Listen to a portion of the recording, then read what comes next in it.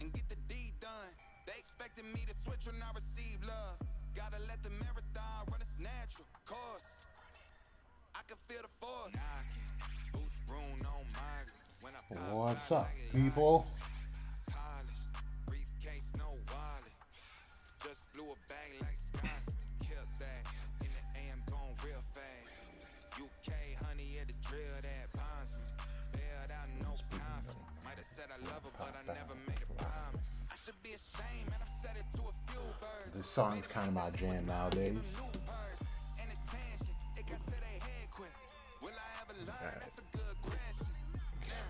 Gonna get started in just a couple of minutes. Wait for a couple of people to show up. I don't know how long today's stream is gonna be. There's actually quite a bit to unpack with this chapter. Actually, before any more people show up, let's kind of set up, which is something I should have done before I even worked. Refresh, bro. What are you doing, Twitter? Elon Musk can send people to space in cars and all that stuff, but can't get a new tab of Twitter without it having to refresh. Stuff like that. Alright. What was I gonna do? What's the other account for Night Baron? It's like X Night or something? X Night Baron. Nah. We'll just go with Night Baron.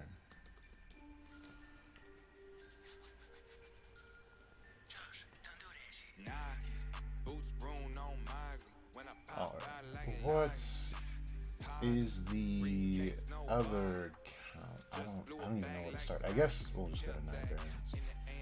Let's see if they have it linked on their profile. Oh yeah, they had it backwards, Night Baron X.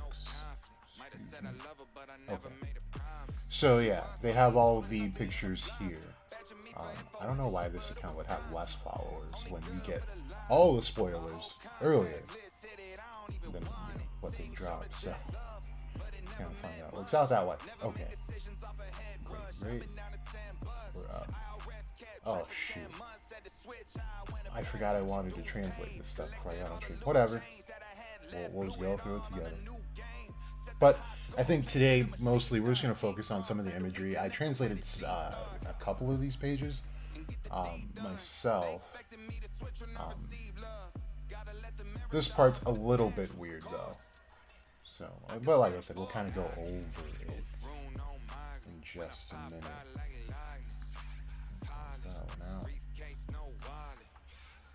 Okay.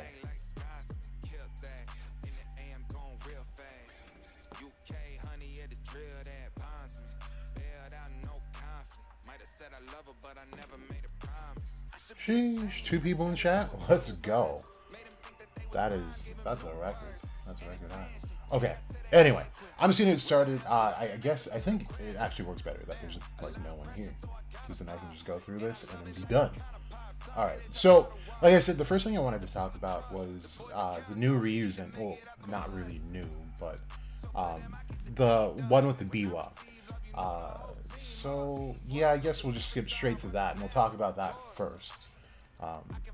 People are going to be mad because a lot of people are looking forward to hearing that, but a lot of people aren't. So screw them. Okay. Where is it? It's not the end. Oh no, it is towards the end. So, like I said, there's a lot to talk about. Oh, it wasn't towards the end. Where was it?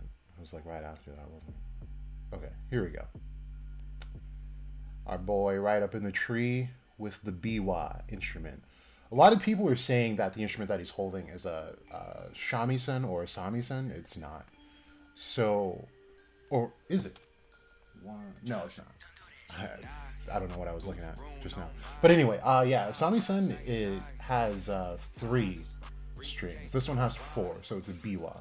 And some biwa do have 5, but the standard ones have 4. So just want to make sure that was cleared up, because it's actually important to the lore, so you don't want to mix those things up.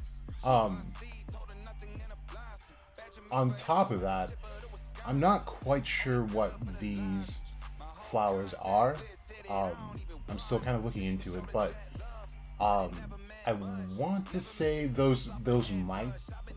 I was leaning towards Sakura, but I doubt it because Sakuras are like pretty standard trees. They just have like, you know, the red leaves and flowers on them, right?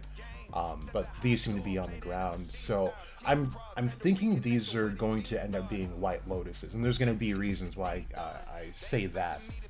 But anyway, just to cut straight into it, and to be as direct as possible. So you guys probably saw my post last night saying, was this one right? That we might be getting some Zagrid lore because we have this new Ryuzen. And the reason behind this is I'm not saying that this guy is Zagrid, or even that, like, I'm not saying that they're even like brothers or siblings, anything like that. However, if you guys, I don't know how long some of you guys have been on this channel, but a while back, towards the beginning of this channel, I had, well, not towards the beginning, I'd say towards the middle, as we started getting introduced to more devils. Zagrid was the only one that maintained a magic that kept its Japanese wording, and that was really unique in and of itself. And now we see the reason for this is probably more than likely because he's connected to Hino, and that's really the only basis anyone would actually need to say there's a connection between Zagrid and Hino. Because no other mage in this series so far, at least not at the top of my head, has maintained a Japanese name for their particular attribute. So the most specific thing about Kotodama is that I think by now most of us know that it means word soul magic. So he didn't just have the magic of words; it's the attachment to words to create things from them. So just to backtrack a little bit, for the last 3, 4, 5 streams, we've been talking about the concept of enlightenment and how it's going to usher in Asta's new and completed character, as well as his last power-up. So with enlightenment comes a certain degree, well, exactly 360 degrees of detachment from everything you know, right? So that goes from the attachments that you have towards, like, I'll keep it simple. So we're just talking about words. Part of detachment is that everyone has an attachment to words, and the concepts of them. So the more attached that you are, the more ignorant you are. And ignorance means that you are closer to being linked to devils, I guess is the best way to put it. So you're striving for godlyhood, which means you gotta detach yourself from these things. So based on words, Zagrid is the perfect part of someone who is not enlightened at all, which is why he's a demon. Because his attachment to words are so profound that he's able to create things from the soul of the word. Now, to get into a little bit of the history of Kotodama, there's actually various principles of Kotodama. It's a practice. I'll get into some of the psychological aspects of it because it actually plays right into all the other stuff we've been talking about as far as Carl Jung, or Jung, however you want to pronounce it, and Freud, and there's also a Chinese and Japanese psychologist as well who taps into this, and it plays an integral role in how they lay out psychology. But anyway, Kotodama, the reason why word soul even exists is because way back when, before there were things like paper, parchment, and things to actually record history, the only way we could do that was through word with each other, right? So people had valued the stories and the words coming from a person that depicted events of the divine. So they said it was word soul, and now over time it's become more specific to the Japanese language, where Kotodama is something that can only be done or practiced by someone who is a native,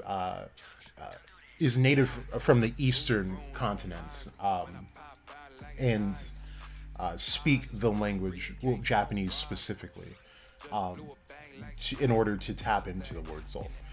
So that's the little bit of the history behind that. So now to get more into it, it's not just word soul. It's actually sacred sound. So now I want to kind of paint this picture as to why this character, along with the other Ryuzen who's actually fighting Asta, are really, really important. And these are going to be the two guys that bring Asta into oneness. He's going to achieve enlightenment with exactly these two guys. So let's go back to this image of where they're at right here. So I had the offline video. It's the one with Yami with his hands bloody with the Torii Gate behind him with Lucifagus, right? We talked about the Shimigawa. The Shimigawa is the rope that you see tied around this tree. These are the things that draw kami or gods into a specific space or object.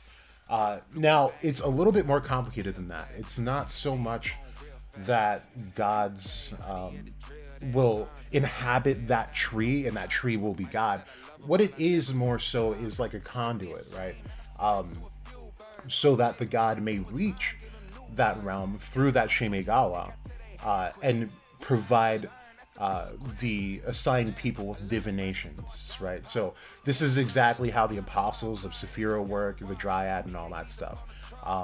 But they don't have Shimigawa, so we have to note that there are going to be fundamental differences between what we see here and the other places in the series as well. So what that is called a Shintai. And a Shintai can actually, it doesn't have to be a tree, it doesn't have to be a Torii Gate, it can actually be a person, which is something that I did suggest with Yami. I don't know if we're going to see much of that, but it also ties in directly to Ryu's eye, and again, we'll get into that, but I do want to cover the Zabrid stuff first. So now, we got to look at what's surrounding this tree. In here, I try to be as visual as possible when I'm making any threads or any post in general, so that you guys can potentially make your own connections before I even have to say anything. Here is, I don't know if it's this one I want to talk. Okay, yeah, we'll use this one. So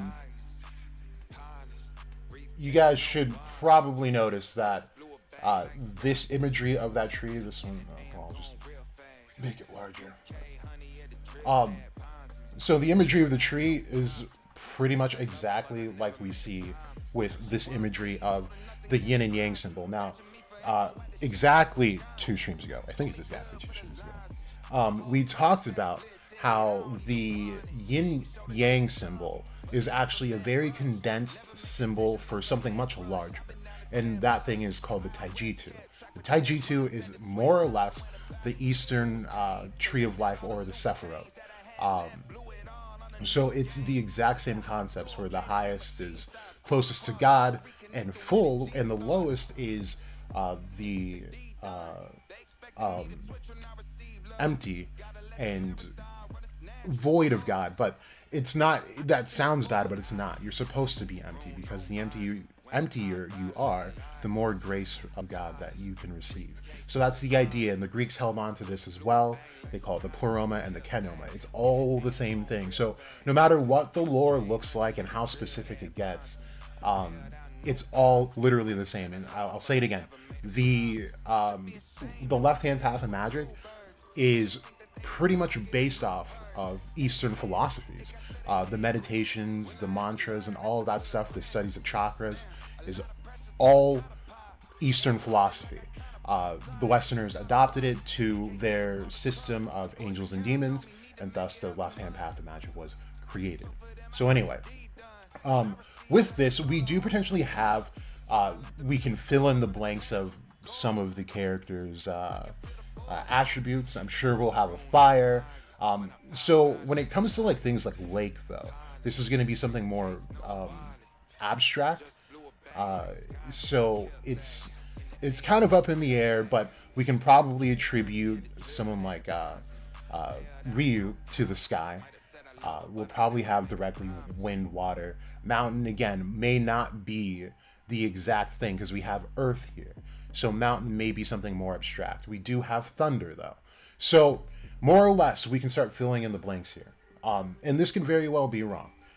Well, anything I say can very well be wrong. But so far, these things have been hitting and getting screen time in it. So we'll kind of go through with it.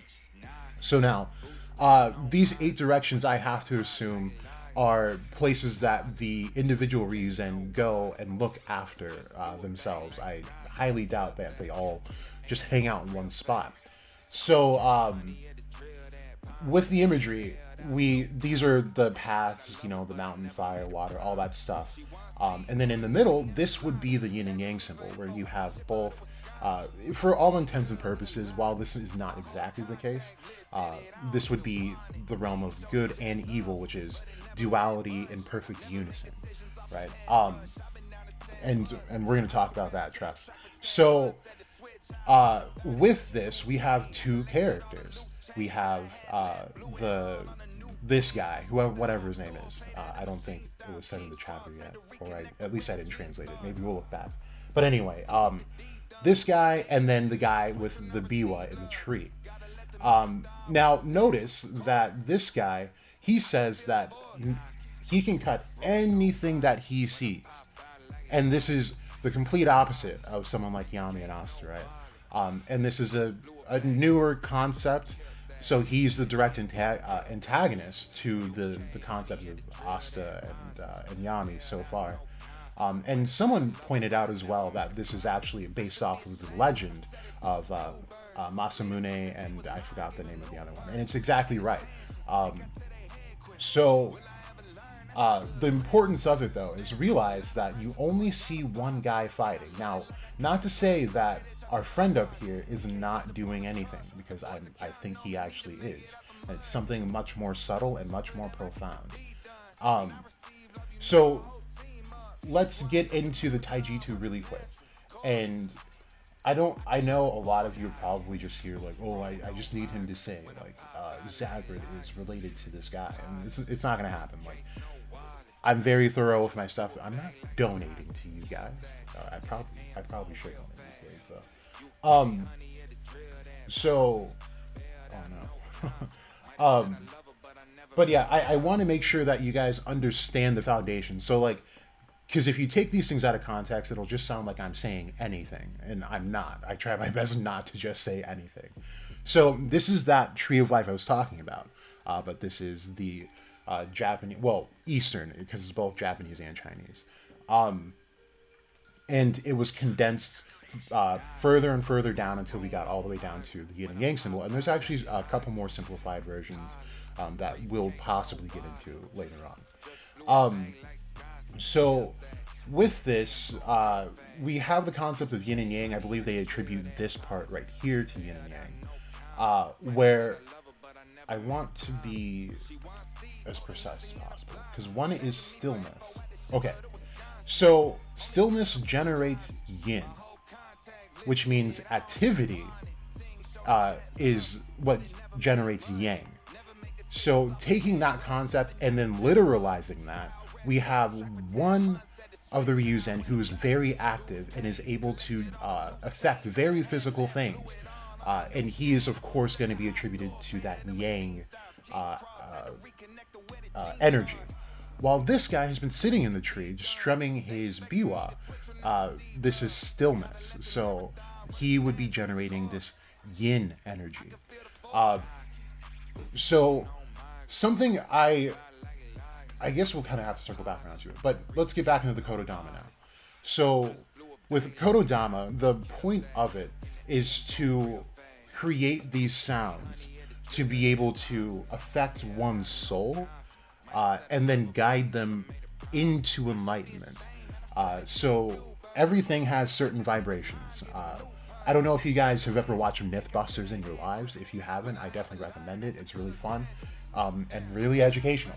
So one of the things that they did an experiment on, I think it's a pretty common experiment, not just for Mythbusters, is that they poured water into a glass, and what they did was they put it in the freezer, and I want to say that their freezer was like see-through, so they could actually observe the water and stuff without having to take it out of the freezer.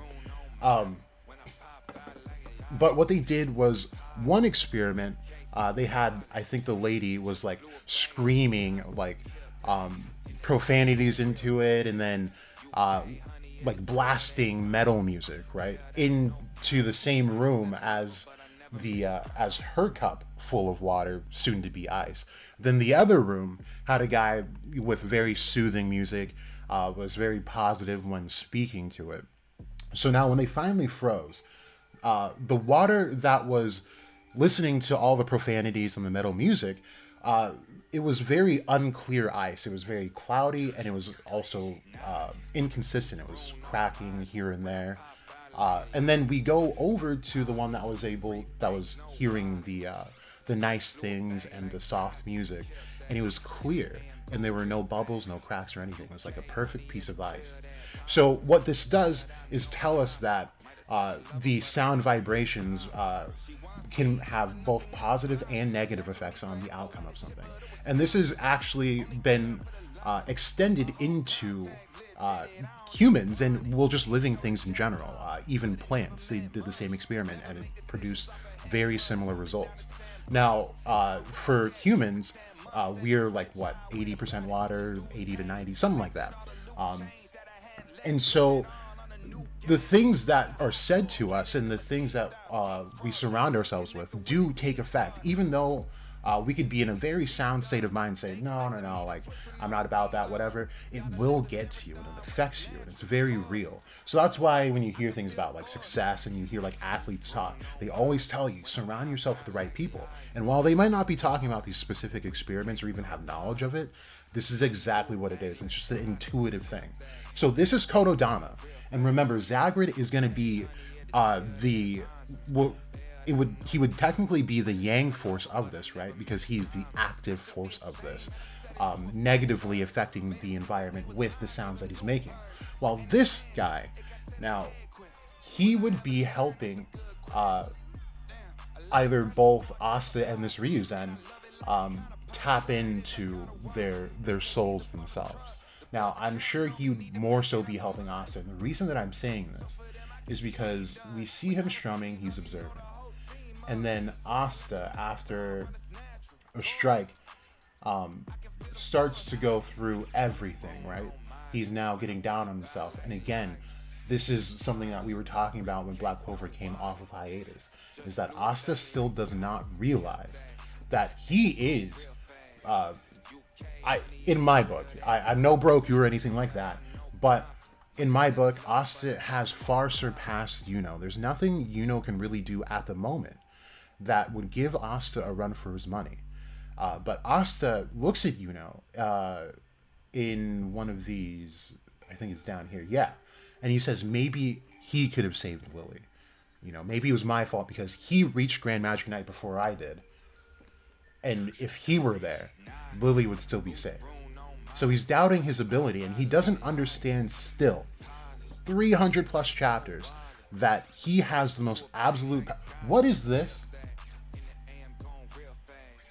Bro, I'm getting so sick of Tabata. So sick. Sorry, hold up, guys. Yep, that's what it is. God damn it. See, so then that was a mistake. So, sorry, just a quick tangent.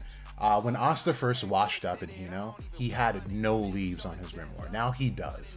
So, that was an editor's mistake. I got hyped up over nothing. Anyway, back to this. So, Asta is not complete. His character arc is not complete because he doesn't even believe in himself and his own abilities.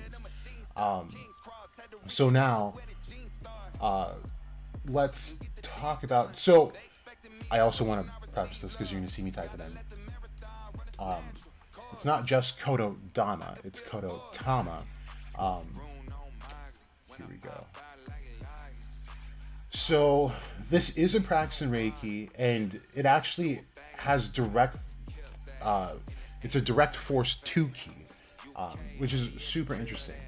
But let me find the part I want to... I don't know if I'm in the right place, to be honest with you, because I don't remember a YouTube video being there.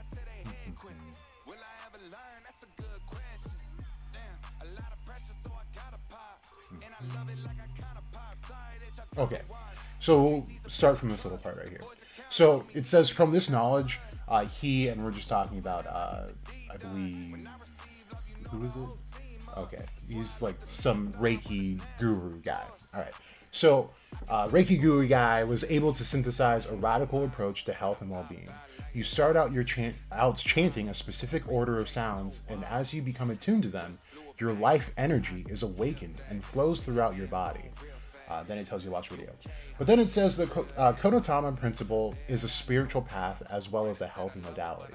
The basic tenets are based on becoming in harmony with the natural forces of the universe. When this is done, energy flow is facilitated, and consequently, your health will improve.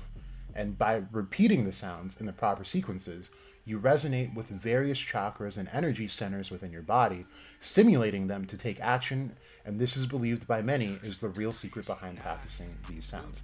So, to preface that a little bit, so they're not just talking about like actual words, they're talking about the actual sounds that you make. So, if you guys practice karate or Taekwondo, I believe, does this as well. You'll hear guys go like "Hiya." That is Kotodama. It's bringing that sound. It's making you kind of mold your spirit self to create a function. So you're using yin energy, stillness, to create a yang effect, right? So now, again, these two Ryuzen would be yin and yang. And these two so far are the only ones that don't have this very split personality to them among the Ryuzen. I have already noted that Ichika seems to be like almost two different people, right? One who's very severe and wrathful. And then when it comes to people that she likes, right, like Ryu, she's very I forgot what word I put for her, but she's the complete opposite, right? She's apologetic and all that. Then we have this other chick who slices off Lily's horn, who comes off as extremely timid, right? But then she all of a sudden becomes a crazy person, like in the blink of an eye. Now, there's something I want you guys to notice. So, really quick before we get off of this. So, this guy may not have anything directly to do with the Zagrid, but this guy may very well have Kotodama magic that is going to help us to reach enlightenment and awaken parts of his souls that he might have kept repressed. Because remember, part of enlightenment is that you are not ignoring evil and trying to cast it out. That's actually not what you want to do, because back to the cycles of reincarnation, that puts you in the realm of the devas, which sounds good, but it's not. It's actually one of the greatest hindrances that any being can have, because they only experience good things. The things that they experience, food is like billions of times better tasting. Things last forever for them. But as soon as misery strikes, they experience misery the absolute most than anyone else. And we talked about on the thread and on another stream how it resembles elves and all that stuff too. So I won't go too far into that, just go back.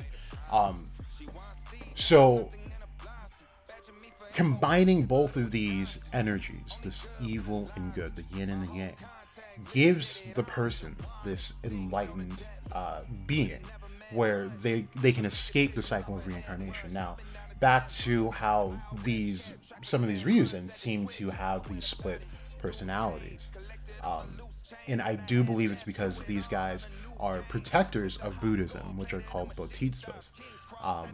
Or I'm probably saying it wrong, like bodhisattvas or something like that, where they are in servitude of Buddha and the way of Buddha. However, they, instead of achieving enlightenment fully, they decide that they will protect it and also teach it to those that seek true enlightenment. So it's like it's a really good thing, but it's also they're acting in a Christ-like fashion where they're sacrificing their holiness for the sake of mankind. So that is what I'm seeing here, and what I want you to notice though is that Ichika says, I forgot what this chick says, but she's obviously very nervous and very timid. You can see the squiggle marks here as she's talking. She's just like very unsure of herself, almost like Gray. But Ichika is like, okay, Lord, what was her name? Lord something. She says, please just stop talking and draw your sword. As soon as she draws her sword, she becomes this crazy person and is able to manage to get so close to Lily that she chops off a horn. Now, I don't know what's up with these fighters in Black Clover that cannot hit the mark with their sword. Instead, they go in. The horn is literally on her face. Like, how did you miss the rest? But anyway, it's what this tells me is that something that we've talked about on this channel might be actually right again, where this sword is connected to their spirit some way in some fashion. And it's not just the sword though. From here, it seems like it would also be the sheath of the sword. So upon drawing the sword is when we see the change. Now, I tried going back to Ichika to see if this could be true, and I think it could be. Because while Ichika started out not really liking Asta, when her sword was sheathed, her wrath was definitely not anything crazy. But as soon as she drew it, and then she entered her Dark Warrior mode, we see that new like face, where she has like the whited out eyes, right? And this is now this new Ichika who cannot be reasoned with. This is the severity of it. So I'm thinking that these swords are the other half of their being, right? So that they may stay in their, I want to say they probably usually stay in their yin state of stillness, of, you know, pretty much goodness, while the sword itself is a tool to incite violence and harm upon someone. So it would only make sense to exert yang energy through the sword. So I think that's like the biggest part of this chapter is realizing that these Ryuzen could very well be, and for Western philosophy purposes, the 7 deadly sins as well as the 7 heavenly virtues. So while I'm talking about this specific character, I do want to bring up a legend that I don't know a lot of people know about. So this is Hoichi the Earless.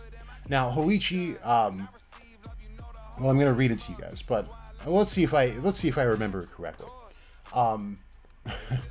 So Hoichi, I believe, is one of these, is a figure who is almost godlike. And I only say almost because something really bad happens to him and all that stuff. But anyway, he's able to hear everything going on.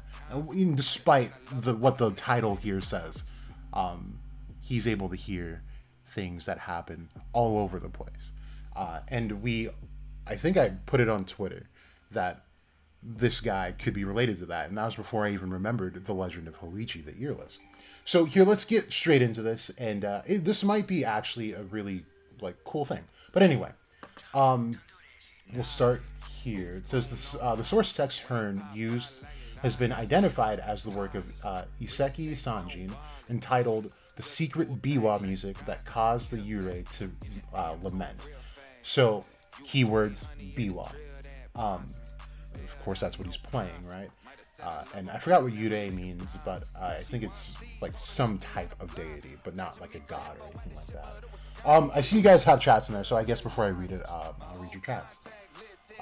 Gene, you made it. What's going on, buddy? Hello, Shelly. Hello, Sunjin.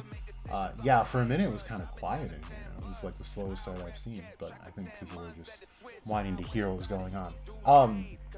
Trayvon, how's it going?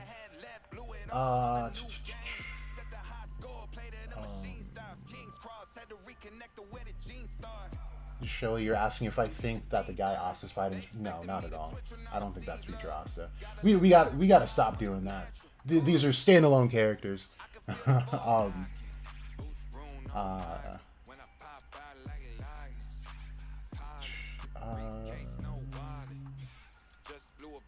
Shelly, you're saying I can picture Asta will get the new body at the end of Black Clover after he sacrificed himself to kill Lucius, and he will make up in the clone that Sally made. Jack, do you think it could be connected to Kono sound matching and Undi? So to possibly, yeah, more or less, it could be. Mello, is that Mello, or is that a different Mello? What's up? It does look like Ryu is using them as sacrificial pawns to please Luke. What? No, it doesn't. How does it look like Ryu's using them as sacrificial pawns? Are you saying that just because he's not there with them fighting? Because I don't think that is the case. And we'll get into that because there's actually quite a bit on Ryu that we can get into. Or please Astra. I don't know. I don't know about that. Trippy, Asta's gonna use that in next chapter on Trippy. Yeah, probably. I only ever do this on streams. I wanted to post it. It's Mello. Yo, what's up, bro? I don't see you around often enough. What was I saying? Oh yeah, as far as the setting goes. So I usually try not, like, I like to troll here and there on Twitter, but like tensions are getting like pretty high between this fandom and like the Naruto. Well, it's really the Boruto fandom. But what this is really depicting is much of what happened in Naruto, right? In the war arc, where they wanted to make sure that Naruto could control his power with the nine-tailed fox. And they hid him away, right, so that he couldn't be hunted down by the Akatsuki, and it was so far away that he wouldn't even know that there was a whole world war going on. However, they didn't account for him to get in tune with Kurama as much as he did, and then be able to sense the energy of everyone on the battlefields. And so he found out through that and just rushed to it, right?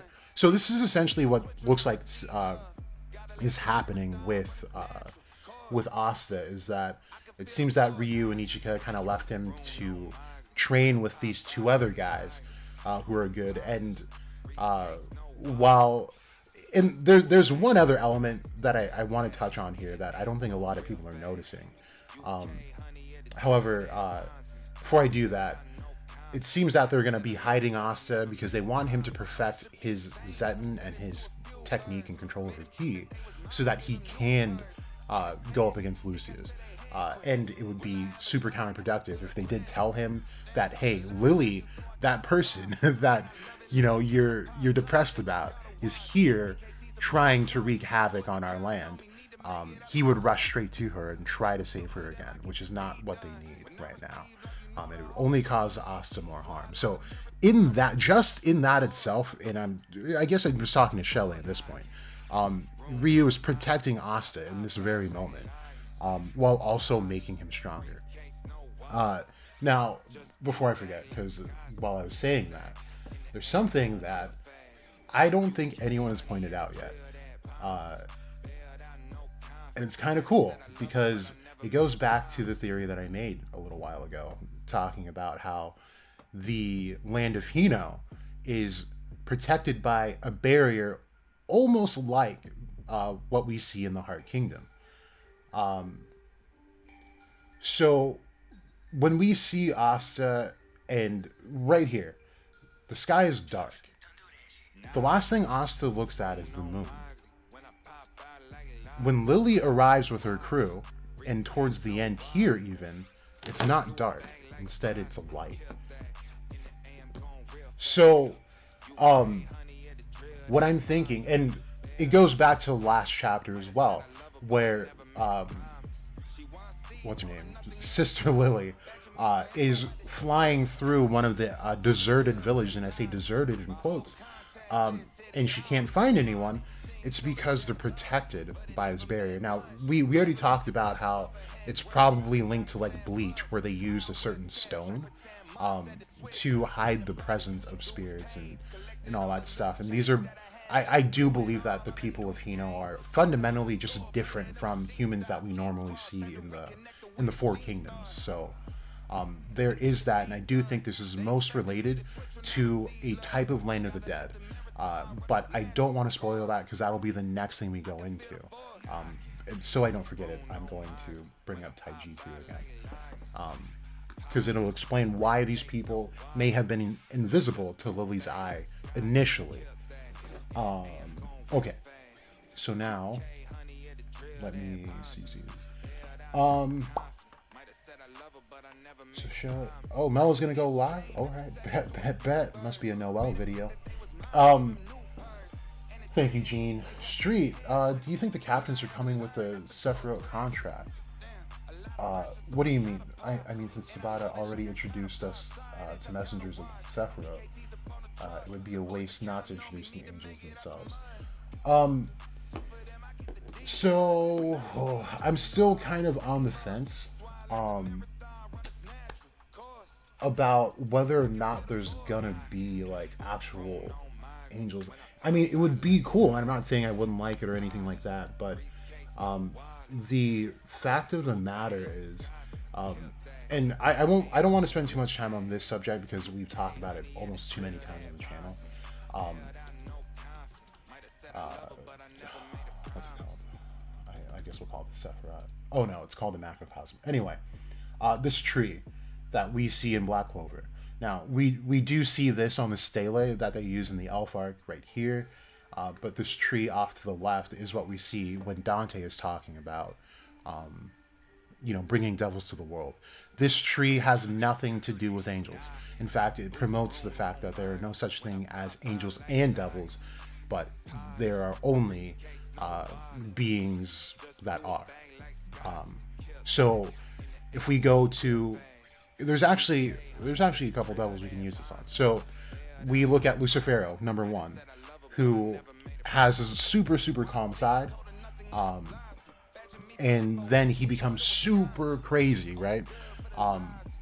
This is kind of that duality that we're seeing again with the Ryuzen, and this is something that this tree, the macrocosm, is displaying as well. We see this with Adremelech as well. While he can be super lazy, when things get interesting, his whole demeanor changes. It's probably closer to demonic than anything else. So right now, personally, not saying that this is absolutely the case, but personally, I'm leaning towards the fact that there are no specific angels and devils, as this tree that Tabata has used doesn't actually promote that. And then we do have, like you were mentioning, the Apostles of Saphira that are, they're not contracted. I don't think I would go as far to say that, but they are more so conduits of, I would say that, we'll say yin energy, just to keep things consistent here, so that they are the positive force of the Sephiroth, but then you have the devils who are the absolute negative antithesis of the Sephiroth. But we also have to take into account that the elves are closely connected to the negative forces of the tree as well. So it's that duality once again. And it takes effect over them much more than we see with the Ryuzen. And that's probably because they are imbalanced by nature. Again, we don't want to strive mostly towards good and disavow all of the bad and evil, in quotes, things. Because what happens, again, the realm of the Devas experience so much love and joy that when they experience misery, they experience it worse than even a demon would. That's literally in their lore. So, yeah, to leave it at that, I don't think we'll be getting like angels like Gabriel, Michael, all that stuff. I could be wrong. And me saying that means that my theory on Asta being Metatron would be completely blown out of the water right now. So, I'm not saying that to be a contrarian or anything like that. So, we got Will. Will, you haven't been on Twitter, or I don't see you. You blocked me. What happened? I don't know what's going on, bro. Mello, you and Cloak are gonna talk DC. Dude, yeah, I'll see what I got going on. I do have some like a bunch of papers to write, but I might be down actually. Um, Kingsman, I would say that the apostles of Sephiroth are representatives of heaven and the true life. Yeah, that's the popular thought. Okay, let's get into this legend. So it talks about the guy who plays the Biwa. So according to legend, Hoichi was a blind minstrel. Now I don't know if this guy would be blind, but it would be cool if he was, and then his cat was like a seeing eye cat. But we're stretching. With an amazing gift for the Biwa. He was particularly good at performing the tale of Heike, an epic describing the fall of Emperor Antoku, who was buried at some temple. This doesn't matter. So his performance was so powerful that even the goblins cannot refrain from tears. Despite his talents, Hoichi was very poor and was forced to live at this temple with a friendly priest. As the story goes, Hoichi was approached late one night by a gruff samurai who demanded that the minstrel play for his lord.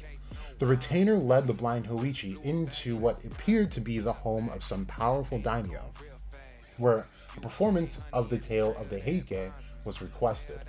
Hoichi's performance was met by high praise and moved his audience to tears, and he was asked to return the next evening for a follow-up recital. Before the retainer returned him to his temple, Hoichi was told that the nobleman for whom he had been playing was traveling incognito, and was warned not to speak of the evening's events. The following evening, the samurai returned to Hoichi's quarters and led him back to the nobleman. However, this time Hoichi's absence was discovered by his friend, the priest of the temple. The priest grew suspicious and instructed his servants to look after Hoichi the next night. When they saw him leaving the temple, the servants gave chase and eventually found Hoichi playing his biwa furiously in the middle of the Amidaji cemetery. When they dragged him back to the temple, Hoichi explained that previous night's events to the priest. Realizing that Hoichi had been bewitched by ghosts, the priest vowed to save his friend from further trickery. He painted Hoichi's body with the kanji characters of the Heart Sutra for protection and instructed him to remain silent and motionless when he is called upon by the ghostly audience.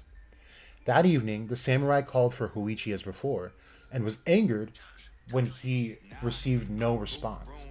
The ghostly samurai approached Hoichi, but was unable to see anything but his ears. The sutra had rendered the rest of Hoichi's body invisible. Attempting to comply with his orders, the samurai ripped Hoichi's ears off as proof that they had been the only portion of the lute player that was available. After the retainer had left, Hoichi was still too frightened to react, despite the blood gushing from his wounds on his head. When the priest returned, he realized in dismay that he had neglected to write the sutra on Hoichi's ears. Wow, what a guy. Which had left them vulnerable to the spirit. Despite his injury, Hoichi's ordeal had freed him from the spirit's power, and he went on to recover from his wounds and became a famous musician. So this story actually has a lot of detail into it, regardless of how short it is. So we have this priest that he's living with paints the kanji on his body called the Heart Sutra, which turns him invisible. Now, we just got done talking about how Lily, it seemed that she wasn't able to see anyone that was living in Hino when she dropped down. So I'm wondering if it may not be that they're covered in kanji or anything like that, but this is part of that barrier. And this barrier probably, let's look up the Heart Sutra. I want to know what the kanji for it is. Because I don't know if you guys noticed, the torii gates that they do show do have like a, I think they all have like a kanji. It's almost like a postal stamp on it, but okay, so it's all of that. Damn. Okay, so yeah, that's not what's on the torii gates. But anyway, he does this to make him invisible so that the samurai, who is also a ghost, it sounds like he's part of the hungry ghost realm, couldn't manipulate him again. But, way to drop the ball to not cover the ears. The only thing the guy has left at that point, right? But anyway. But it says that he plays so well that even goblins are moved to tears. And they don't explicitly say it here, and it's kind of funny because they jump from point to point. This is just because storytelling back then is not was not as honed in as it is now. So when we're introduced to the samurai, we're like, okay, it's just samurai, but now all of a sudden he's a ghost, right? And he's evil. This what's happening is that Hoichi in this story is using the elements of Kotodama to influence the souls of who hears his playing. So this samurai ended up manipulating him to play his biwa in a way that was more representative of something bad and evil to appease the ghost that he was playing for. So really interesting story. And again, I think it'd just be really cool if this guy ends up being blind, and that cat, which I'm not sure if it will end up being like a Nekomata or there's another cat deity. It's not really a deity, but it's just like a cat thing. But I think it'd be kind of cool if the cat's purpose is to see for him, if he is in fact blind. I don't know. I can't just tell by his eyes that he's blind. I don't know. They look cool though. His eyes are dope. Anyway, let me read your chat before I hop into the next subject here.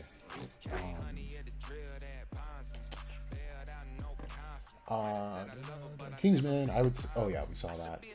Shelly, interesting. Shelly, Shelly. It makes me think of what happens to jazz musicians in New Orleans. That's cool, right? Okay. So now, the question that we're going to focus on right now is, what is Hino? What is Hino? And I've made so many theories on what Hino is, like vastly different from, this could be actual heaven, this could be in hell, and specifically Tagirian, where Belphegor reigns, or it's a hidden village within the Qliphoth, within that same realm, Tagirian, where they keep wayward souls safe from the torture of devils.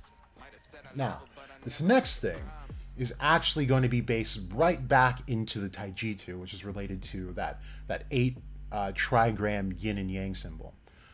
No, it's not a copy of Naruto, it's just the lore.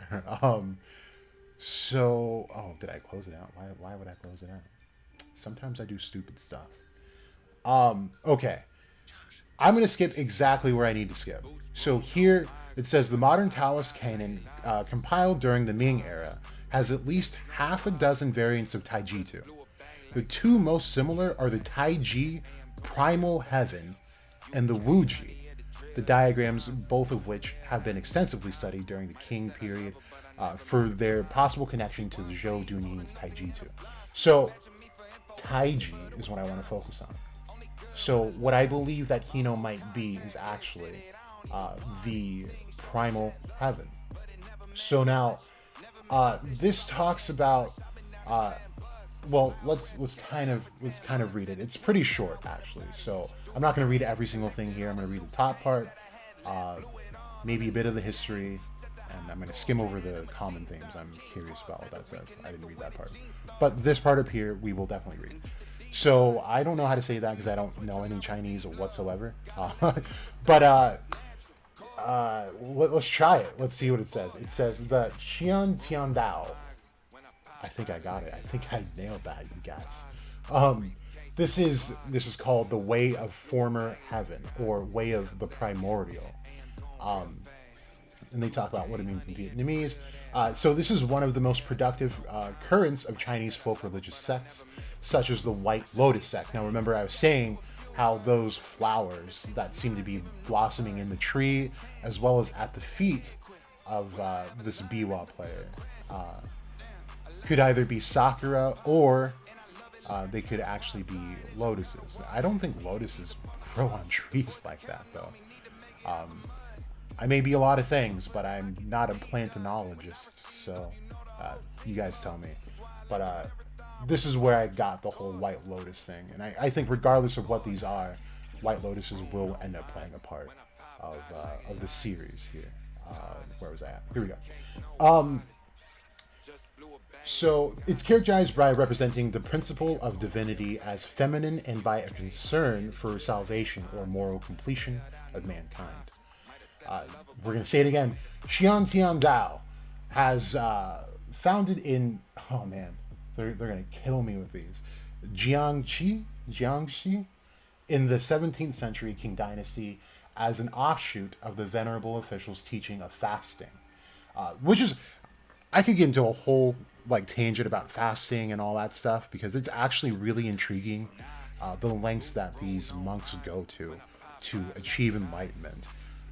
It actually ties into everything we've ever said on this channel as far as the left-hand path of magic goes, and they take it to the greatest length, and fasting is one of those. But yeah, I don't want to get into that tangent, but it's really cool, and it's, I don't know, it's just intriguing overall. Anyway, so it's an offshoot of the venerable official's teaching of fasting, which is a branch of Dacheng, or great vehicle, or Yandun, sudden stillness, Eastern proliferation of Luoism. It has also been traced to the earlier Wugong Dao, which is the way of the five lords, Yuan dynasty offshoot of the White Lotus tradition.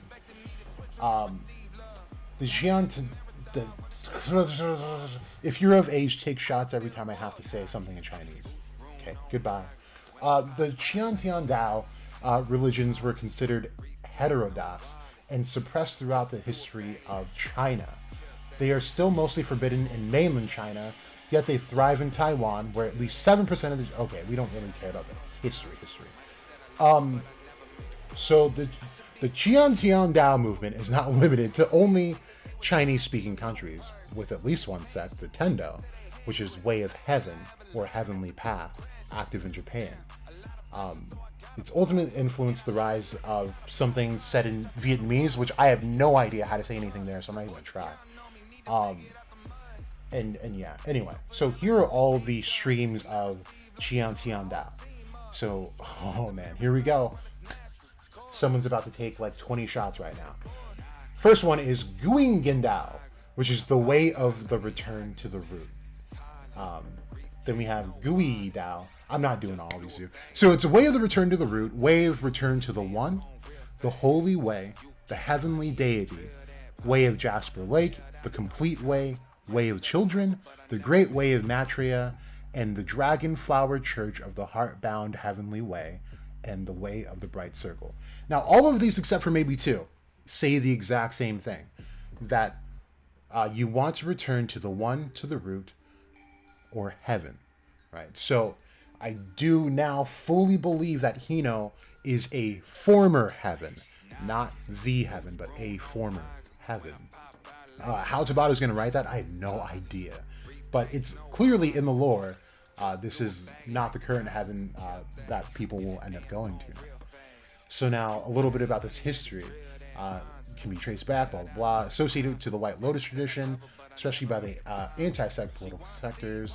The rest, I don't think we actually care about. Let me skim through this. I don't want to waste your guys' time here. Okay, this actually might be pretty important here. So, there's part of this theory that I'm still formulating is that we have a being like Megicula, whose origins are roughly unknown, and there's also a line that I don't think a lot of people have paid attention to as the series has gone on, that I'm still waiting to see some type of answer for. And it was that while Megicula was trying to manifest, she says, I believe to Vonica, who else would she be talking to? So of course to Vonica, that Lucifero and the others haven't noticed us. So she's not talking about Vonica and her, because she was just going to kill Vonica, and I think Vonica at that point was already under the complete effect of the curse. So who else would she be talking about? Now, When that line first dropped, I had mentioned that she could be talking about one of her sisters named Agrat Batmalat, which is the fourth Lilith, who's actually a completely separate deity, whereas Lilith is three deities in one. And she could also be talking about, some other devil we haven't been introduced to. But I do want to bring up something that Megicula stands out for in my head right now, and it's her magic. Her magic is the only magic that I would consider to be arcane, fully by nature. So I'm thinking the reasoning for this is because I think arcane magic is something that comes directly from a higher source, a higher deity, to combat devils. I think that's the only thing that would make sense.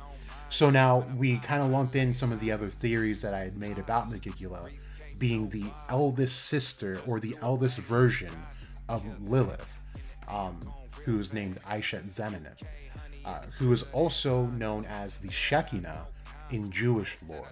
So the Shekinah is the wife of God or the wife of Metatron, the angel,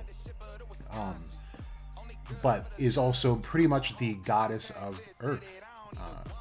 And she is what brings things into existence, and she's the mother.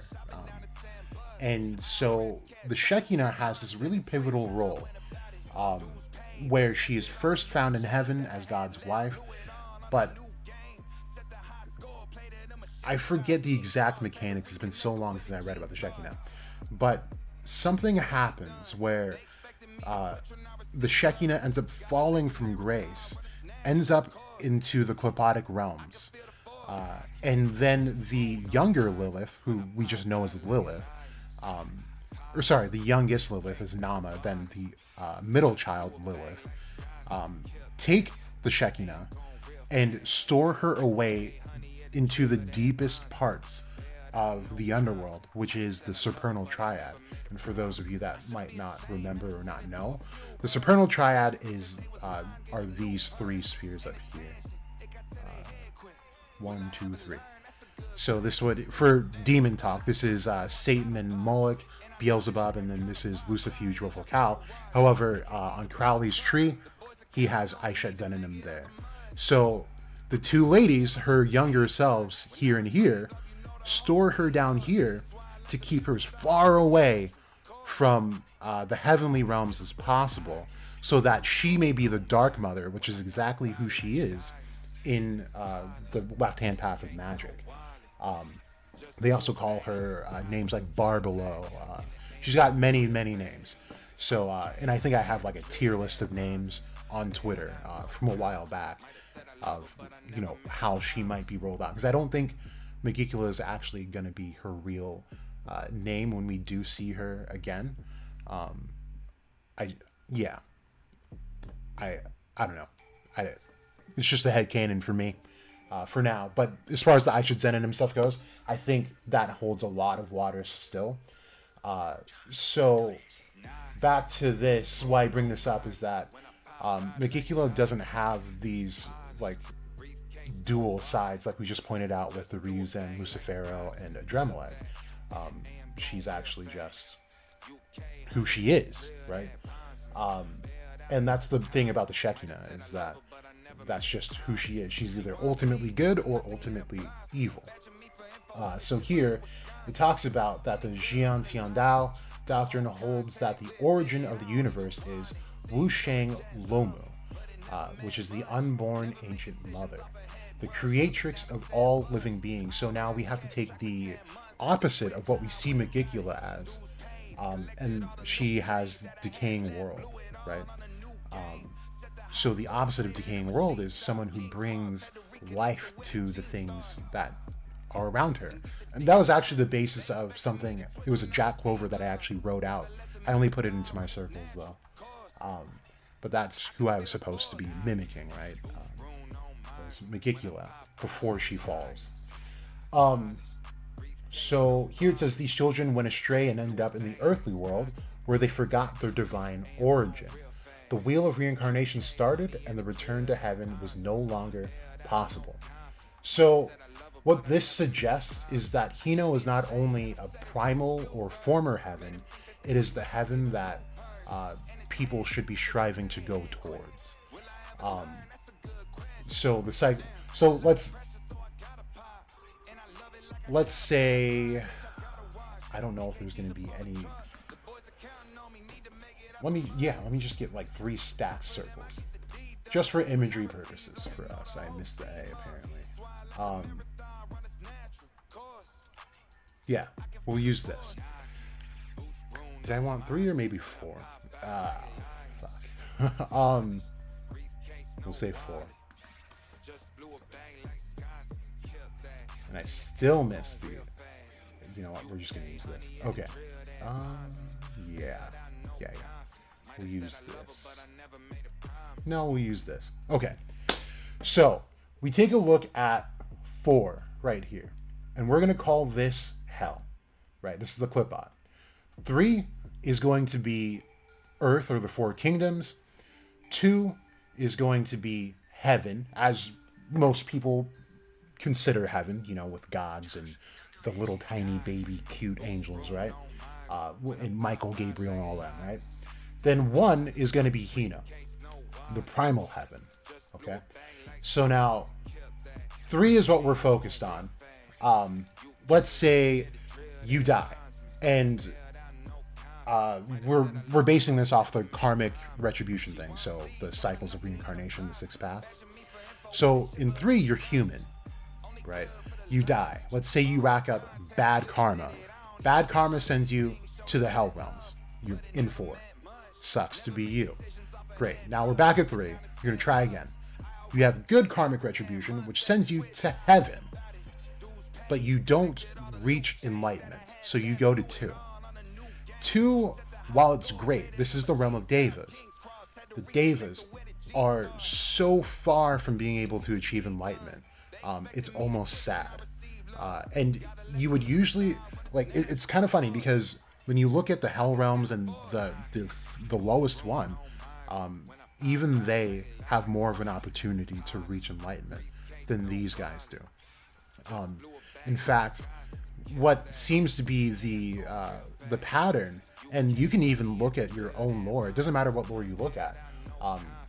I suggest almost like Greek and Japanese, Chinese also works.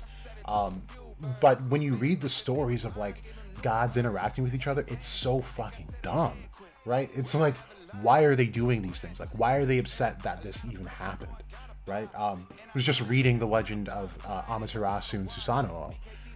Amaterasu got mad at some lesser deity and freaking the way I imagine it is that she air humped this thing in the face and killed him. Like, why was that the first thing she went to? You know what I mean?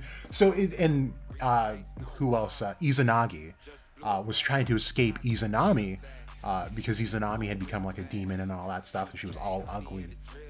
And he got so scared when he was running away from her that the only thing he managed to pick up in defense for himself was a fucking plum. Like, he was throwing plums at all of the ghosts and demons that were coming out of the cave with her. And that's how they got stopped. Right? It all sounds dumb, but this is how they live. It's super exaggerated, everything they do. So when they get mad, cataclysms happen. Right? It's the absolute worst of the worst that happens. So they ultimately end up becoming demonified. Now we take that to Western philosophies where we'll take a guy like Beelzebub, right? We'll use Beelzebub. It's actually probably the best example that we have.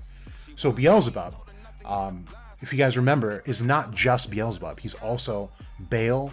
He is also part of Belphegor, the Antichrist, the Anti-Messiah. He's also deities like Thor, Odin, Kevnonos.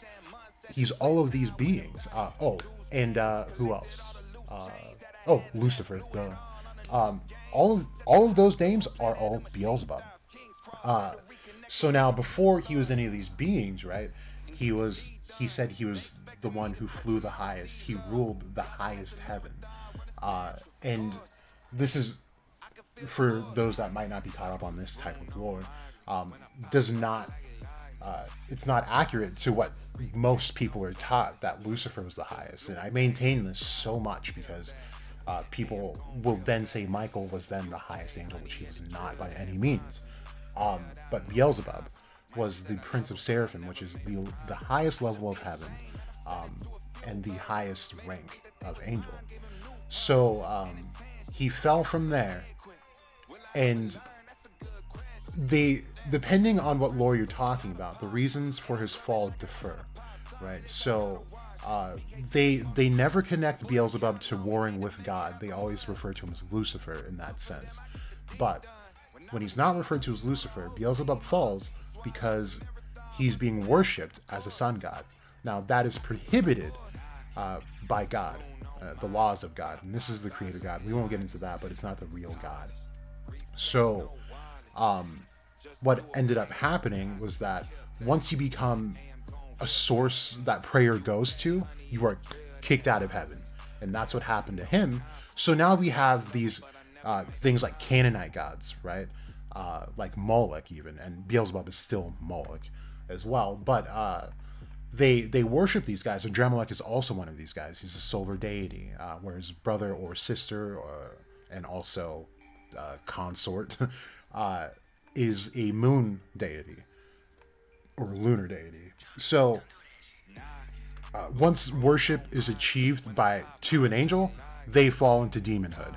And then you have beings like Odin, who in the very first sentence of one of the more popular left-hand path of magic books, one of my primary sources, is that Odin is a demonic deity.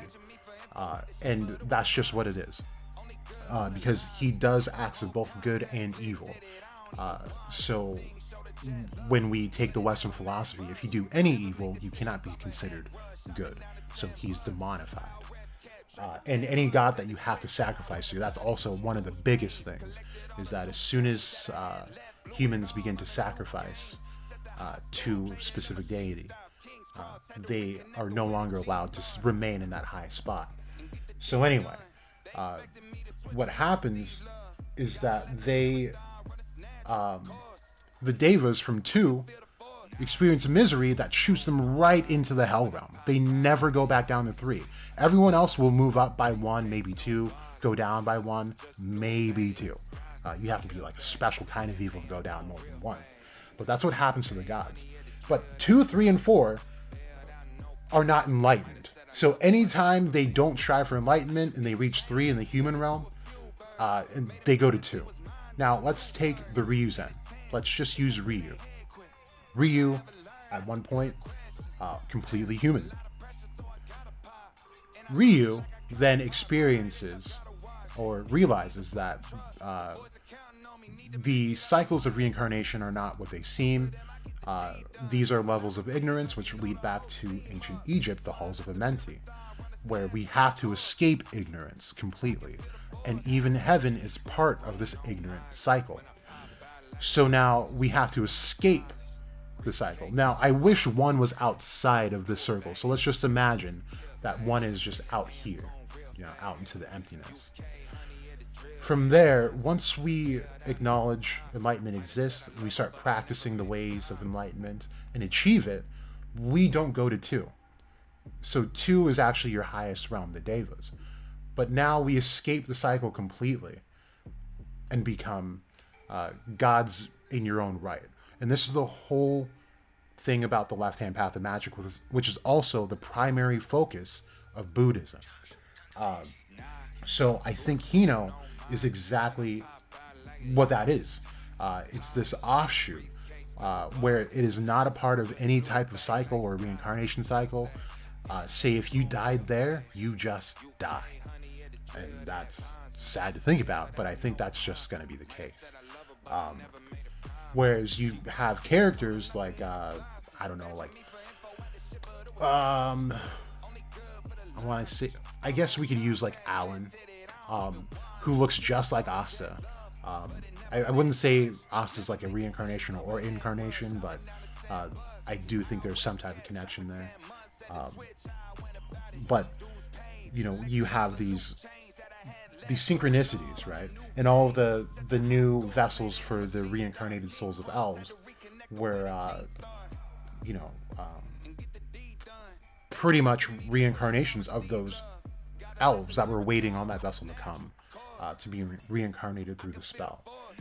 So I think that's something that's super important to kind of keep in the back of our heads for now, that Hino could be more or less this primal heaven. But let's kind of finish this up here. So the individual Xiantian Dao sects all see themselves as carrying out the mother's intentions by converting people and guiding them on a path of cultivation and reform that will ultimately lead them back to heaven.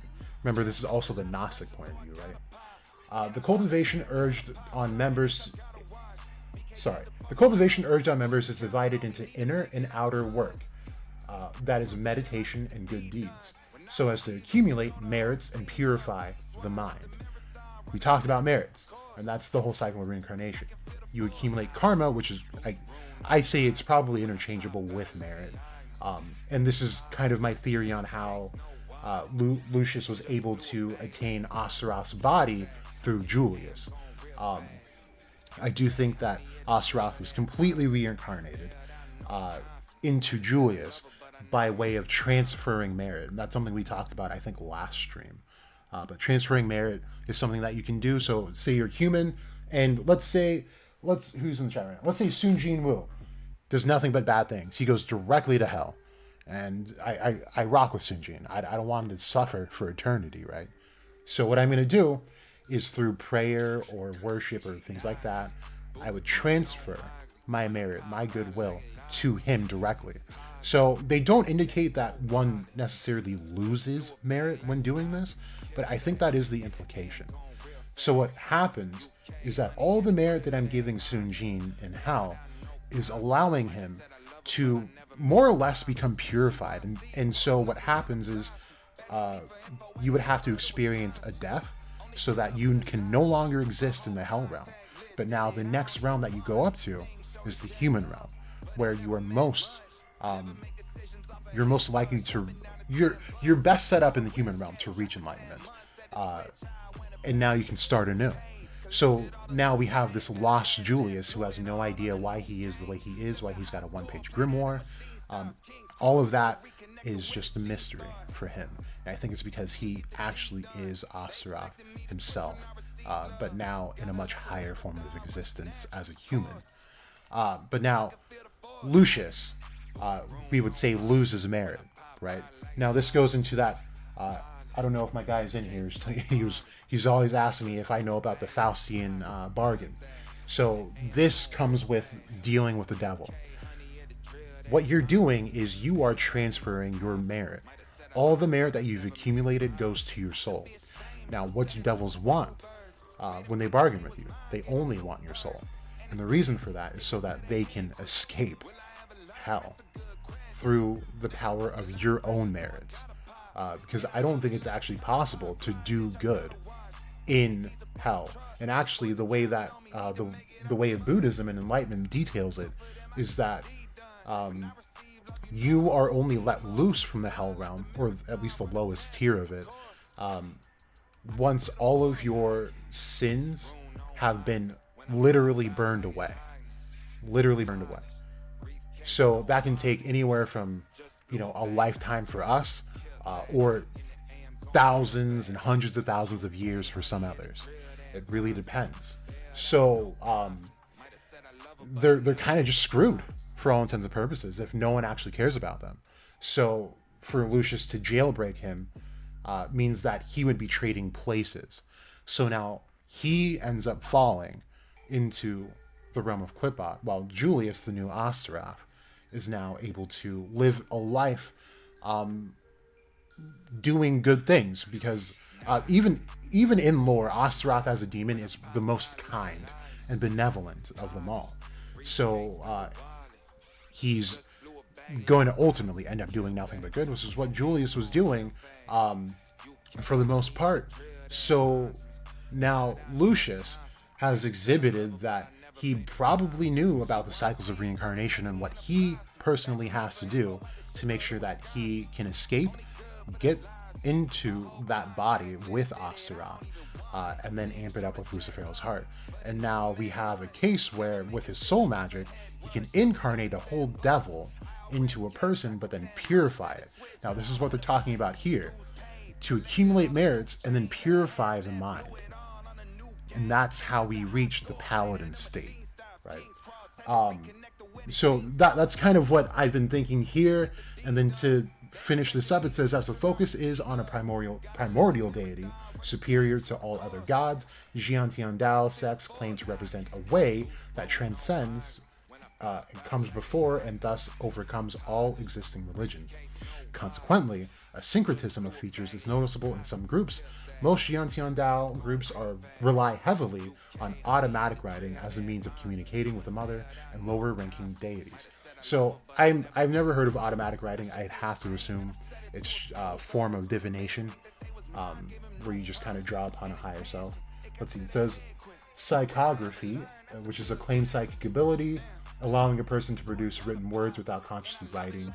Scientists and skeptics consider automatic writing to be the result of the ideomotor effect, and even proponents of automatic writing admit it. Cool. So yeah, there's a lot of moving parts, and just with this chapter, with the imagery of the chapter, kind of tells me what I think Tabata is really going for here. I see there's some chats, and I would like to read them before I say anything else. Where to start?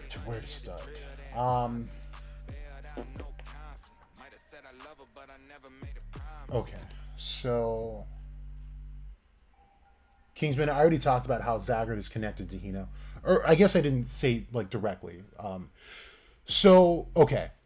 Was it a thread? Yeah, it was a thread that I have to refer to. Just in case you guys missed it. Which I think a lot of people might have, or just aired me out for whatever reason. Guys, way to support me. Just kidding. So I actually talked about some deities, or figures, I would say. I don't know if they're considered deities. So we have Ryuzen, right, who would be like the second 7 lucky gods that people are, ranting and raving about. And they don't really fit the 7 lucky gods, to be honest. But not to say they can't be. But there's another type of being that is connected to the ways of Buddhism. And we have to remember that Yami was a part of the picture at one point, right? This is it. And we would assume that if things went differently, Yami would be Ryuzen. But there's also Ichika to consider. And so I'll kind of read this thread to you here, and then we'll get into how Zagreus could be connected. But I feel like I have to read this because there's parts of this character that Yami could be related to that detail why Zagreus was not only in the Four Kingdoms, but ended up in the same place as Yami did without a body to speak of, right? And then we'll also get into like the body that he actually manifested as well. So here we go. If Yami wasn't going to become a Ryuzen, I think he would have been a Shijin, which is something Ryu might be, which is called, that deity specifically is called a Seiryu, which is the azure dragon that protects the abode of the gods and brings clouds and rain. Asta has noted already, he's like, why is it always so cloudy here? And it's more than likely because of Ryu and his eye. And he very well could be the azure dragon. And we talked about it being the primal heaven as well, so he's protecting that abode of gods. There are 4 Shijin. Yami seems to fit the black turtle best. There's actually far more information on this particular Shijin than the rest, which is interesting. They call this one Genbu. It's actually a source of confusion as to why they call it a turtle, but they further allocate descriptions of Genbu to arrive at him being known as the Black Warrior or Dark Warrior. Of all the Shijin, Genbu is the only one that can fully interact and also travel within, I forgot to add that, travel between the land of the living and the land of the dead.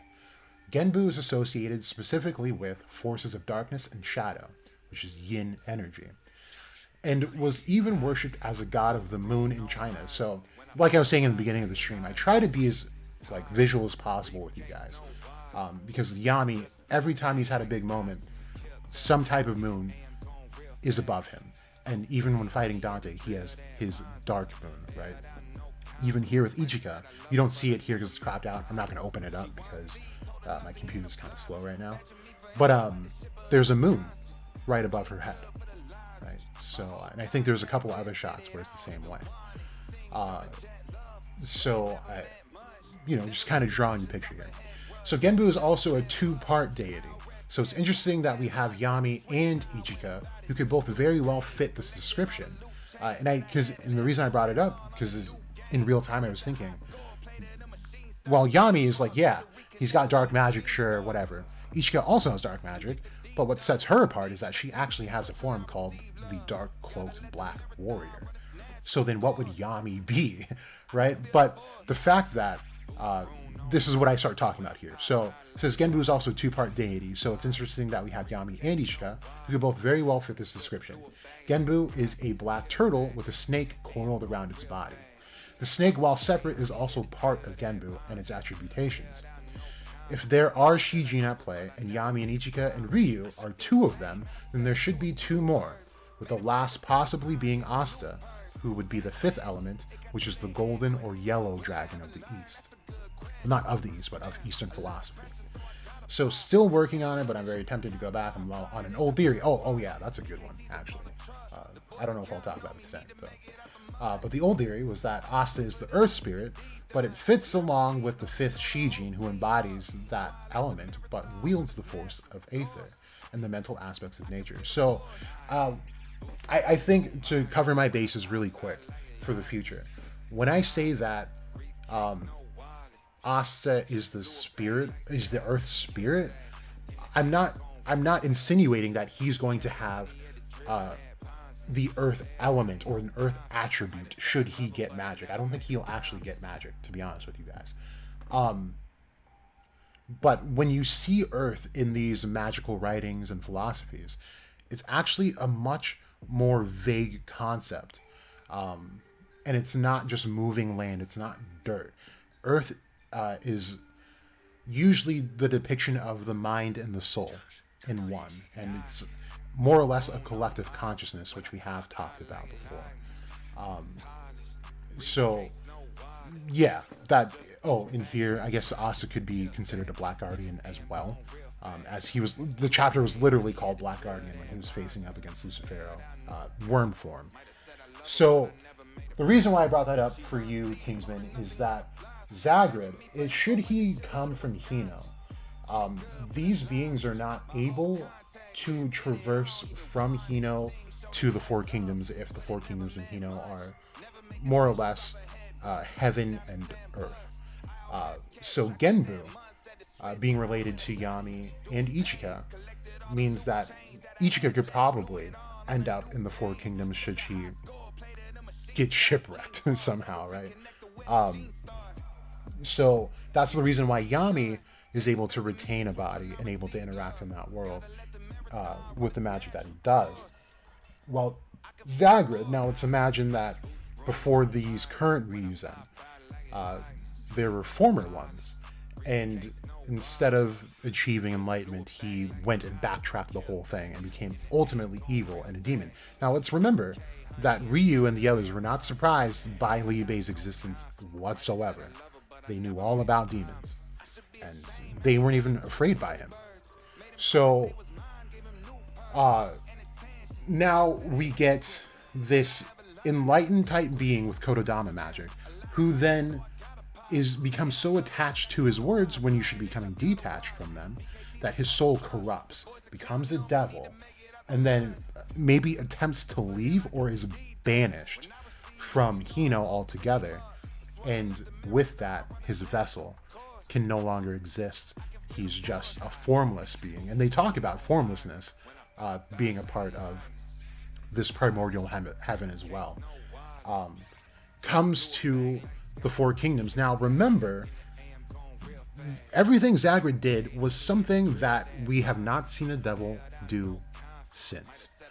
Number one, look for a 4-leaf grimoire to corrupt it so that he may enter that body. We've not seen a devil try to enter it. We haven't seen a formless devil, number one, like we have for Zagrid. Number two, these devils are trying to, like, for instance, Liebe would end up coming into existence through Asta's body should Asta, sacrifice his entire body to Liebe. And that's something that was suggested way back in the Witch's Forest arc, right? Against Ladros, he was like, all you gotta do is pass out, I'll do the rest. And something that also kind of happened with Dante, which was a little bit different. But anyway, he was planning on taking over Lick's body. Now, there was no contract made, no nothing. It was just the 5th leaf that had to appear. Which means, should Lick had not used the forbidden magic and the stones to do what he did, Zagrid would have more or less just been Licked, but Zagrid in Lick's body.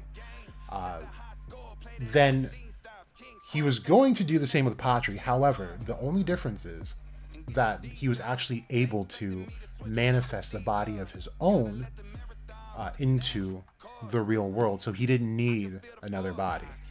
He was able to achieve his own. Now, let's talk about that body that he achieved. And it's something actually I think is...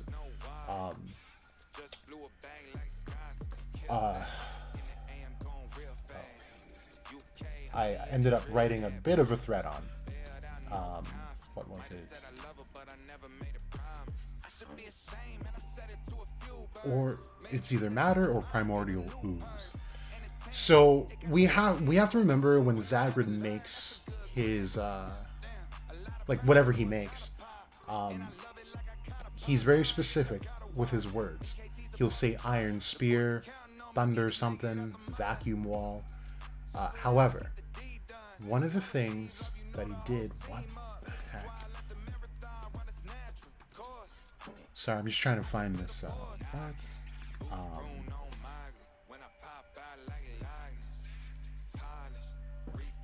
How in the world? What? I hate when this happens. Because I remember the thread almost so clearly.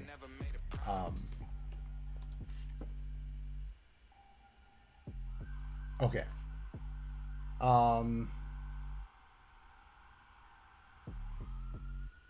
No? Dude, what in the world? Okay, let me just type in Zagrid. This is going to be a shit show. Anyway, so yeah, he's very specific with the things that he does. However, there's a couple of spells that he does where it's not specific at all. And instead, these black things just form in the air or the ground, in one instance that I do point out. And it's just this black matter that he uses, right? Which now we can probably relate to this black ocean in Hino. Man, if I could just get it together, though.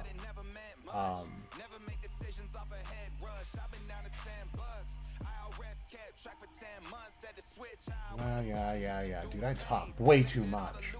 Way too much. Okay, yeah. Bumbling is either oaths, connection to Zagrid and Hino, yeah. Okay, we heard you. What is the...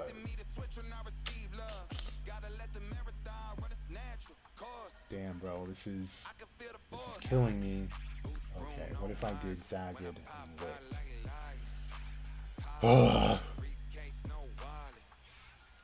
No. God damn it. Dude, I suck at this.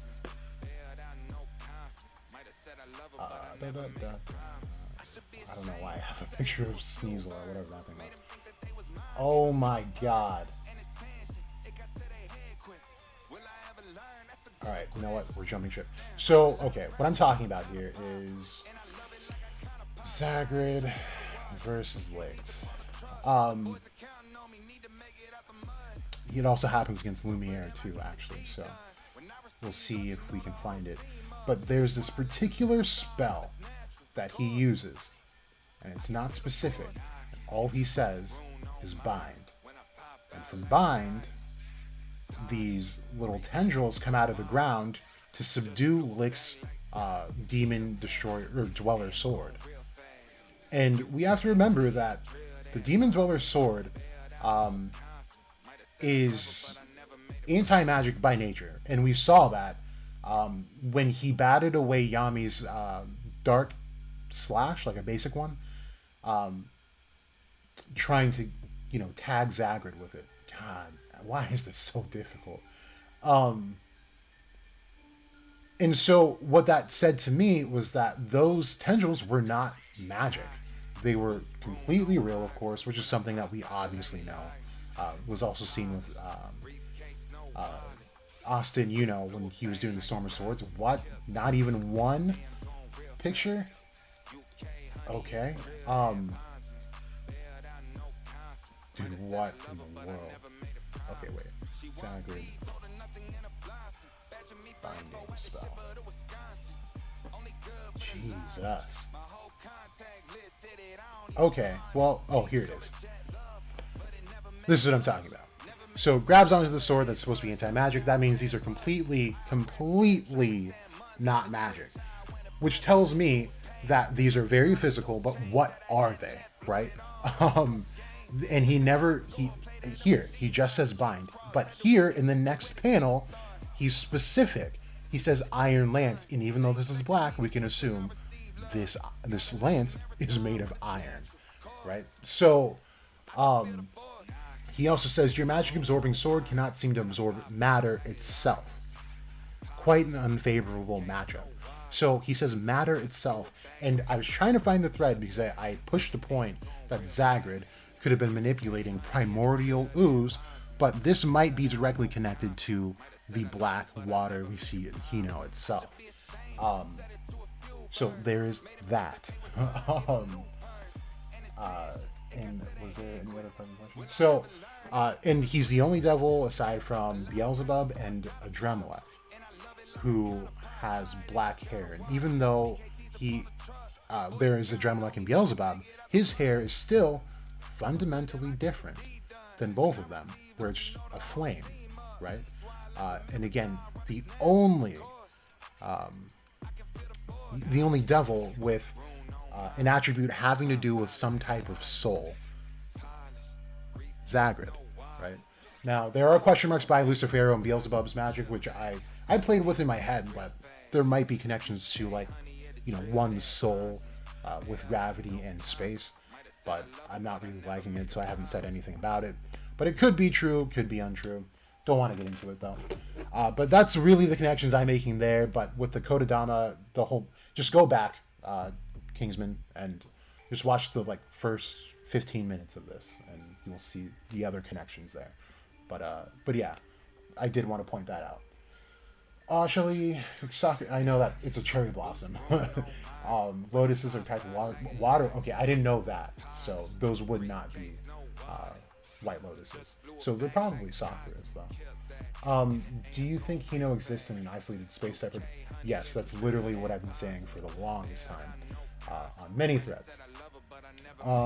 Shelly, Jack, do you think it's connected to the Phoenix? Do I think what is connected to the Phoenix? Kingsman, I don't think Tabata will go the Hino's former heaven route. I think he will go the route of Hino having a gate that connects to heaven, but only special individuals can interact with the gate. Okay, so I'm going to assume you have not seen the threads and the videos that I've made on those gates. So those gates are literally the doorways to gods, right? So take it like this. Yami leaves Hino. He would have to go past those gates, if not through one of them. He would then be leaving or entering a new space. The space that he's in is definitely not the space where gods exist, which would only tell me that the gate that he left out of was the one that was the sacred space, the one that's being protected, which is the land of the gods. So this is why I like to detail things, because again, you have to take these things into concept. So Kingsman, I think you chimed in like kind of towards the middle of the later end of the stream, and you don't have the context. So we were just talking about how there's the Azure Dragon, who's a Shiji, who protects the abode of the gods with clouds and rain. This is exactly what we observe in Hino. And Ryu, his name and last name literally translate to dragon or dragon lord. So, I mean, just go back. You need the context. I'm telling you. Shelly, I'm thinking Asta is the phoenix and Noel might represent the dragon. I don't know what you're talking about, Shelly. I'm sorry. Kingsman, Nagikula is definitely related to Astaroth. I believe Tabata was inspired by Astarte when creating her. She may be the heir. Okay, so to clean up your thought, Kingsman, again, this is something we've talked about in the channel. You gotta watch these like episodes. So if it's related to Astaroth, it would, and they're basing it off of Astarte, then Magicula would in fact be what's her name? Anat, which is another form of Astarte, the dark form of Astarte, or sometimes known as her sister, who runs part of the underworld. Shelley, yeah, Phoenix and Dragon were lovers and were at war, but they sacrificed themselves and reborn as well. What legend are you talking about, Shelley? I'm not familiar. Sunjin, Magicula has the same reaction towards all of humans she has seen, but when she saw Asta, her expression changed to some kind of worry, scared as if she knew Asta from somewhere. I don't know why. Seriously, right. So that goes back to, like, I've been thinking like Asta is connected to Hino already. Not sure how. But yeah, she did seem to understand the implications of anti-magic and how that could negatively affect her and her plan. The only devil, like, in Asta's presence, that just starts evaporating, and he's in base form, right? So imagine what could have happened when he's in Devil Union. He would have completely undone Magicula. So it's just interesting the way that worked out. You're talking to Kingsman. Kingsman, now that the five-headed dragon is back in Hino, do you think the goddess Menzaitan will come to Hino and join the fight? So I would just check the last video for that answer, my friend. Okay. Sunji and Astaroth wasn't dethroned. Based on information we got so far, he left the underworld. And Magicula, did someone say he was dethroned? Because I didn't. Magicula took his place as one of the rulers of the underworld.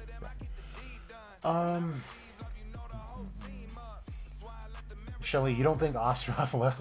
They literally said he left it. You think Lucius is one? Well, Lucius didn't say that. Damnatio said it.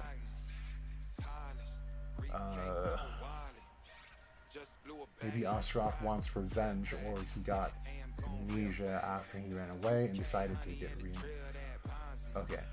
I don't know if you can decide to get reincarnated, but we talked about the reason for why people don't remember past lives in other streams, so go back. Sunjin, Lucius was not the one that said... Okay, there you go. Personally, I don't think Hino is true heaven. The closest thing to heaven is Elysia. So you have to realize that heaven would be somewhere unreachable. And Elysia is absolutely reachable.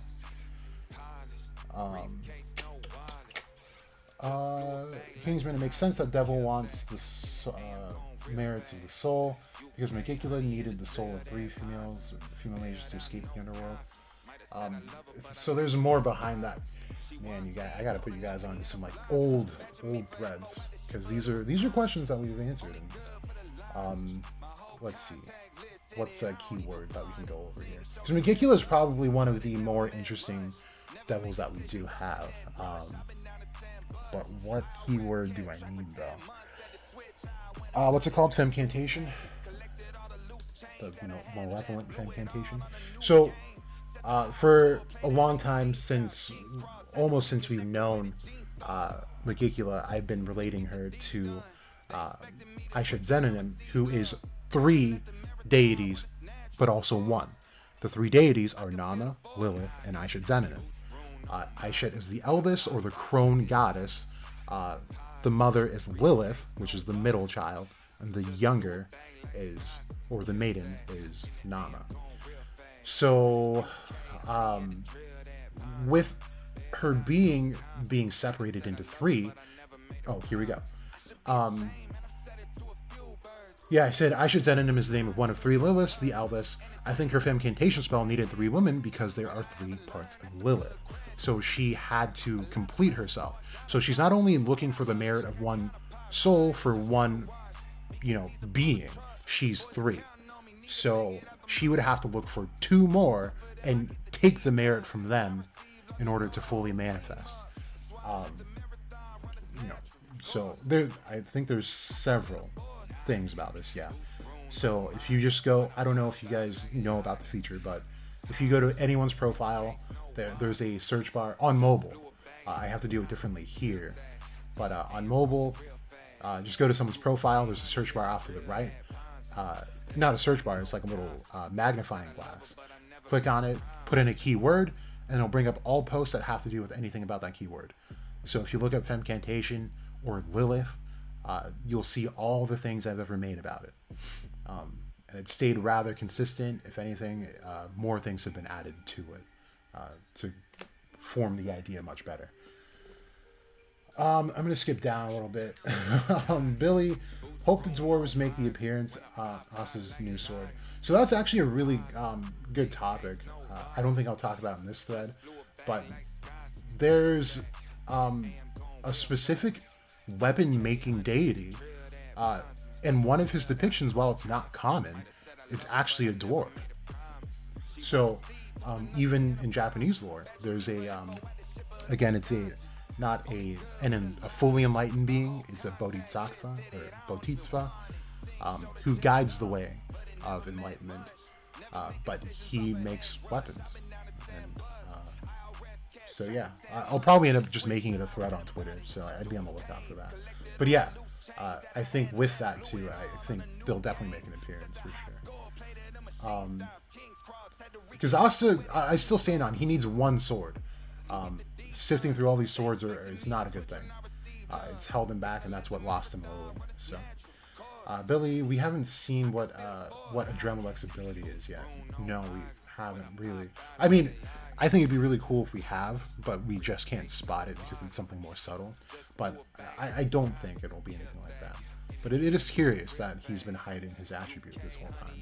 And even when he had the opportunity to use it against Hino, all he did was evade all of Hino's attacks. So it's interesting. Wonder what's happening in the Witch Forest. Don't know. Maybe the Witch Queen is getting ready for Lucius, to lay some pipe down. Those two are together. I don't care what anyone says. The Witch Queen and Lucius they're clapping cheeks. Would love for Tabata to show us where Yami and Noelle went, because they weren't with Noct and the rest of the Black Bulls when they show up. Yeah. Yeah. I wonder what everyone else is gonna do. It seems like the Black Bulls have like the most solid plan. Like, I don't know where the captains are gonna start looking right now.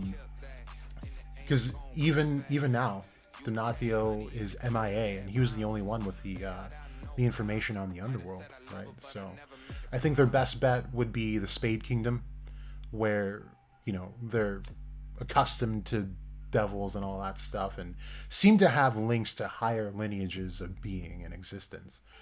So I think this is where people like CL will start playing into the story. Because again, we have to remember that when we see Asta training, it's nighttime. The moon is out. But Lily's there in real time, and the sun is out. So I think the connecting factor is going to be the moon, initially, and then maybe the sun. We'll see. I think Noelle is going to hug Asta. That's a prediction. Yeah, I think it'll happen too. God, she might even kiss him. Heck, they might even have kids. You know what I'm saying? Really hope Yami will save his sister intelligent. She doesn't really need saving right now, right? But it'd be nice if she did learn the truth and stop being stupid. In Chinese lore, it involves the two of four sacred beasts. Okay. Should we look into that? The Phoenix and Dragon in Chinese mythology. Okay. So, deeply rooted in Chinese culture, dragon and phoenix were regarded as the most sacred animals and used to be emblems of emperor and empress. The Chinese dragon is traditionally the embodiment of the concept yang, male, while the phoenix was paired yin, female dragon. I haven't known this, so that's cool. Thank you, Shelley. So, off the top of my head, what fits this directly is Mars and Fauna. Mars, literally just off of one spell. Spell of Levantine, which is the Leviathan, is a dragon. And then we have Fauna, who's obviously got the phoenix flower robe and stuff like that. So Mars was the first complete mage, right, that we had come to know, who had dual attributes. And then, you know, him and Fauna are lovers, so it makes sense, you know, the male and female counterpart thing. So that's cool. Okay. Oh boy. Gourmet Sand Eater. Charmy over Lucius? Possibly. Sunjin King Augustus over Charmy. Alright. We gotta ban Sunjin. That's what in the world. Okay, Kingsman, you missed the point, bro. You missed the point. You gotta listen. So look, Zagrid literally says, you just gotta read it, man. When he did this, your magic absorbing sword, meaning that if mana makes contact with it, it will absorb it, cannot seem to absorb matter itself, right? So matter is not mana, or else it would be able to absorb it. So it's quite an unfavorable matchup, right? And then we go on to the Storm of Swords, where some of the swords are real that he's making, and then some of them were made completely of magic. So some of them were hitting Yuno, while some weren't, and while the physical ones were not landing on Yuno, the physical ones were landing on Asta. So they combined, so that anti-magic would cancel out the magic swords, and Yuno could cancel out the physical ones. So you just gotta be careful. Wording's very particular here. Sunjin, I wonder why Tabata went this route with the devils being the power source for the main villain. I don't know if I know what you mean, Sunjin. You mean like how he's incarnating Beelzebub into like Lily?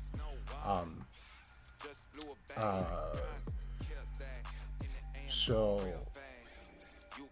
that goes into the whole macrocosm thing about this tree. What I was talking about when someone else had brought it up earlier was that this tree that Dante ends up showing us when he's fighting Yami implies that there are no such thing as devils and angels. There's one being that does both good and evil. So by incarnating that one being and then purifying it or giving it merit, then you're giving it sacred magic, I guess, in this sense. Okay. Let's see. Kingsman, your theory about Makikula is very similar to the legend of the goddess Hecate. Well, that's one of the names. So Hecate is actually equivalent to all the stories of Lilith. Yeah. Shelley, I would love to see Austin Noel. Okay, I do not care about these kids kissing, to be honest with you. Okay. I'm going to go through the my Twitter really quick, just in case I missed anything that I wanted to talk about. I think it's a little too long to get into Ryu's eye. I might just end up making it a thread later on, before next Monday. But there's a lot more that has to do with like this imagery of the tree and the trigrams, the yin and yang 8 trigrams. We talked about the dualism, the Eastern Sephiroth we talked about. What else? Return to the One we've talked about. The Power of the Ryuzen we talked about. Yep. I think we might have nailed them all. For the most part. Maybe that'll be the incentive to come on tomorrow. When the unofficials drop, we'll read it together and we can talk about Ryu's Eye a bit more in depth. Even though it seems like we already have in past streams.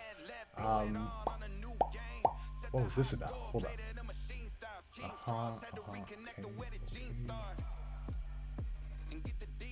Oh, okay.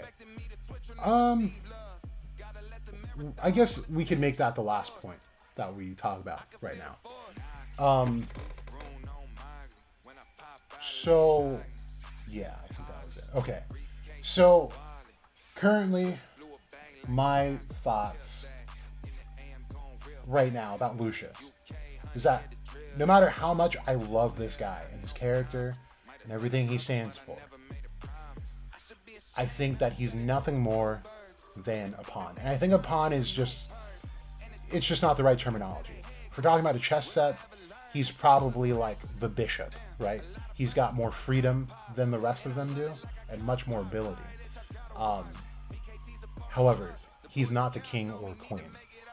So let me just read this really quick so I can kind of get my thoughts going and then wrap it up. So I talked about this a while back, but the plan was to open Clipot, and it was going to be a day per seal. So this is something that no one else has ever talked about. This was part of my there's 3 videos. I didn't even finish the series. It was called The War Room, where I was talking about some strategies they could use to win the war so that they can do it before the gates open. And they actually have 7 days to do it, because that was the original plans. And it says right here, 7 gates will open gradually over the course of 7 days. But Morris just happened to be a bonus feature to speed up the process, but ultimately would still be wildly unrealistic. It was literally going to be the triad against the world, and while they were powerful to fend off all kinds of different mages and magic, it's still a big mountain to climb, especially having to guard many moving parts of the process. So remember that Xenon, Dante, and Vonica could not be in the same room during this process. They were specifically supposed to be in the rooms that they were in to complete the magic circle. And again, Morris could not move from the spot that he was, not that specific little circle, but that room that he was in. He needed to be there.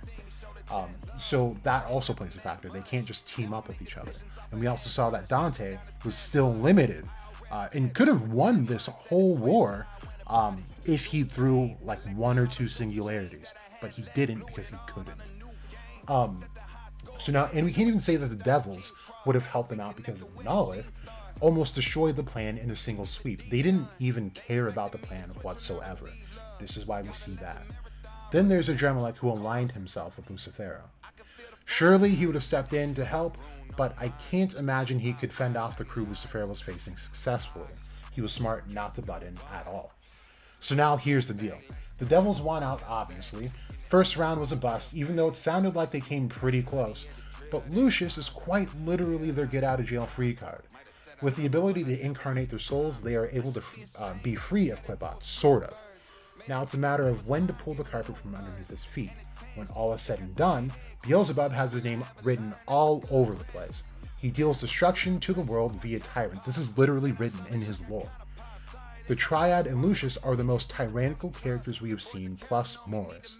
He's a deity responsible for weather and wars, plus much more. He's also the reason for the Zodiac.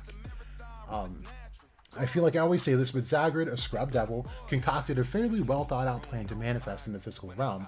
So imagine the second highest devil who's known all throughout lore for being intelligent and effective as a leader. A supreme devil that has only the most trusted and powerful of Hell's hierarchy, I shouldn't have said royalty, under his direct command in a secret order, which we should know is the Order of the Fly. Take into account that devils want to destroy humans and look at it, then we have to look at it this way. What better way to toy with humans than to set them up for failure by their own hands? So not only this, but causing them to destroy each other. Humans will and have already done this. Zagreus directly states he didn't do anything special to get the humans to massacre the elves. All he did was play on their already existing greed and lust for power, and they did the rest, not even thinking about the negative ramifications of their deeds. Lucius, as the forerunner to the new world, seems like a recipe for disaster to me. He's also keeping Beelzebub very close through Lily. Just another volatile piece to his plan that could end up blowing up in his face. As smart as Lucius is, he seems a bit too comfortable. So, in the Lucius's master plan playlist on this channel, I talk a lot about, what makes Lucius Lucius, how Beelzebub's involved, the Antichrist portions of this, but also, towards the end, that he is going to be the reason for his own downfall. And it's going to be this cocky nature. He thinks that he's got everything in the bag, he's just got a couple of things to clean up, the rest is all good to go.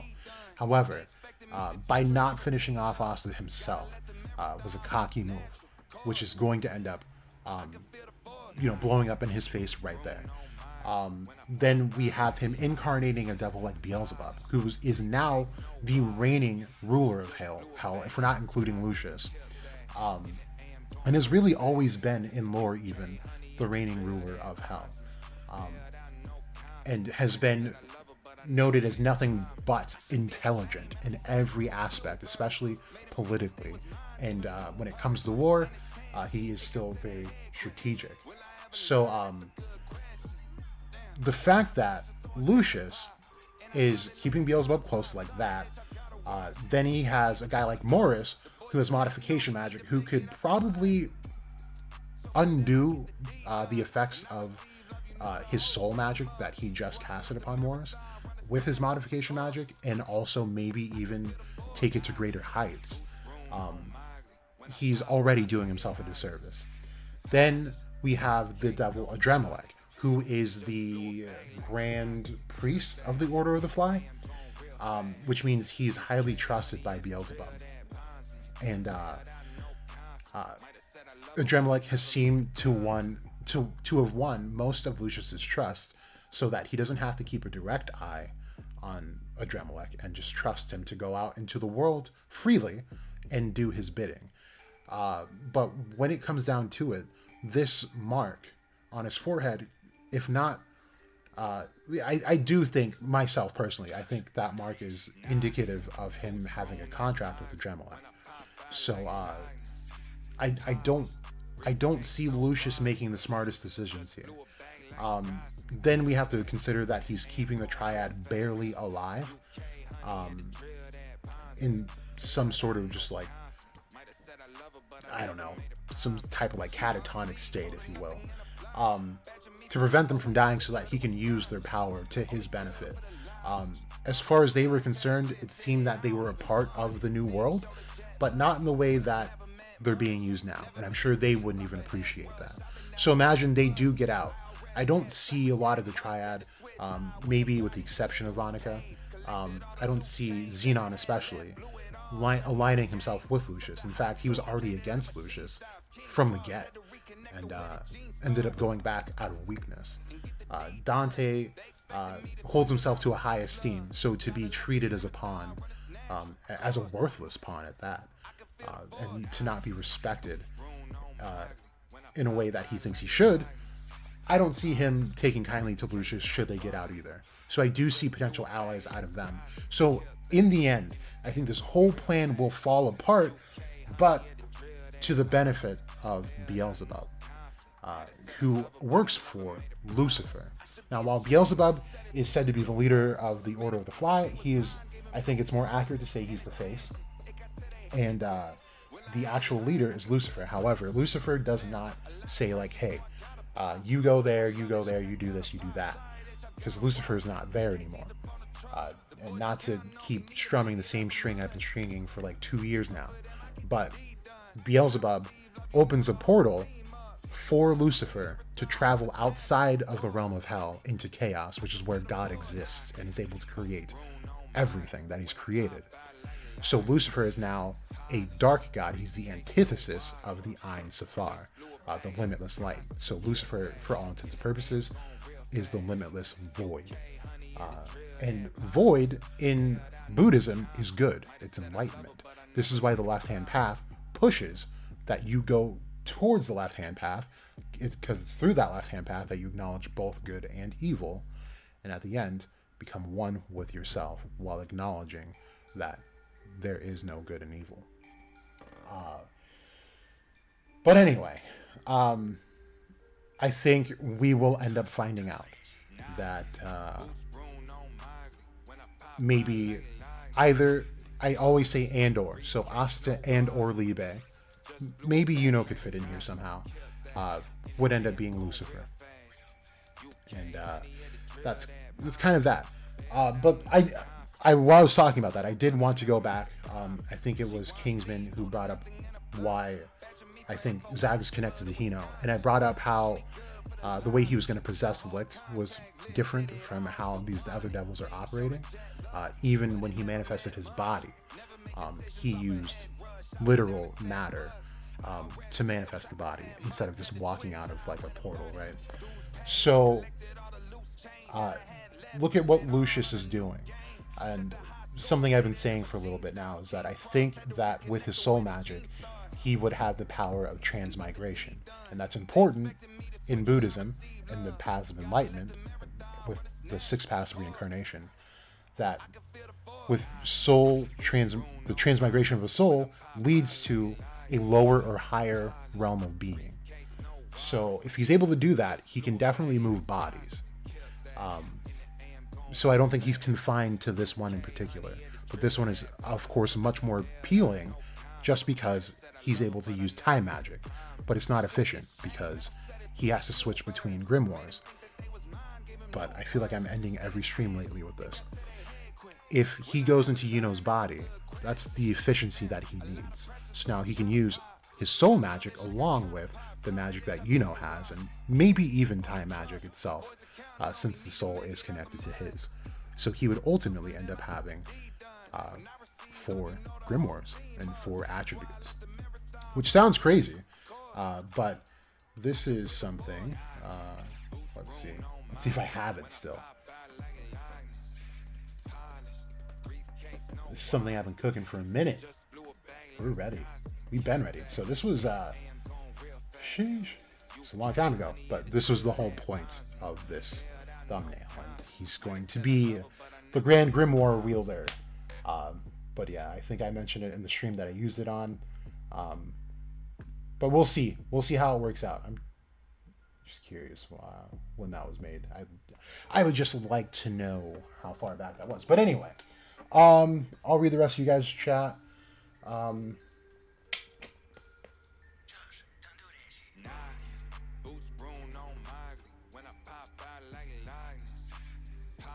Kingsman, you love the idea that Lucius could be a pawn. If what you say is true, Beelzebub is the smartest character. Well, he is. You look up anything about Beelzebub, they will always mention that he is intelligent. And the voice of reason. Sunjin, people keep forgetting that all of this would happen if Lucius didn't have wouldn't have happened if Lucius didn't have time. Right. Kingsman, Park Kingdom just chilling right now, probably. Sunjin, so far no one has ever talked about Lucifero's other name Satan except Donatio. Right. So, but that was the biggest moment for this channel because, dude, I'm telling you, I feel like sometimes, especially back then, I was just talking out into like a void where no one took me seriously at all. But every chance I got, I was saying that Lucifero is not Lucifer. Can't be Lucifer. Oh look, there I am. Wow. 10 watching. Dude, I'm such a big deal. 21,000 views for Spears in 2 hours? What a chump. Bro, what? Gosh. Anyway. But yeah, I have a video, I think it's literally named like, this is not Lucifer. Even though he was named Lucifero, people were not having it. And, where is it though? It wasn't that long ago, wasn't it? Hasn't it been that long? Holy, yeah, that was a year ago. God damn. But yeah, there, all the signs pointed to him being not Lucifer. So for a long time, I had him as Belphegor, which ended up not being true, sadly. But then all I knew is that he just isn't Lucifer. He can't be Lucifer. And Satan and Lucifer are fundamentally different. And if you even look into the Order of the Fly, we'll look at it together. You know, and I don't know why a lot of people like disputed this as hard as they did with me, but it's quite literally noted, like right there. So here we go. Oh no, this is like all the members. I just want the leaders. Blah, blah, blah. Okay, well, I guess I just need 2 of them. But where are they? Justice, well, last secret expenses, no. Crap. Where is it? They don't list either of those 2 there. Jesus. Hold on, let me find it really quick. Is there not a wiki on this? No.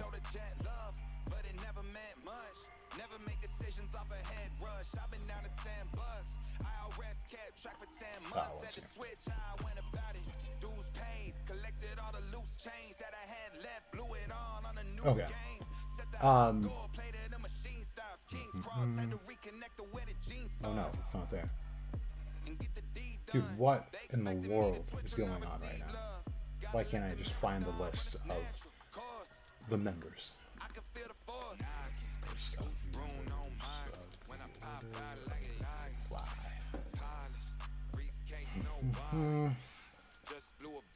Okay, we're just gonna go back to this.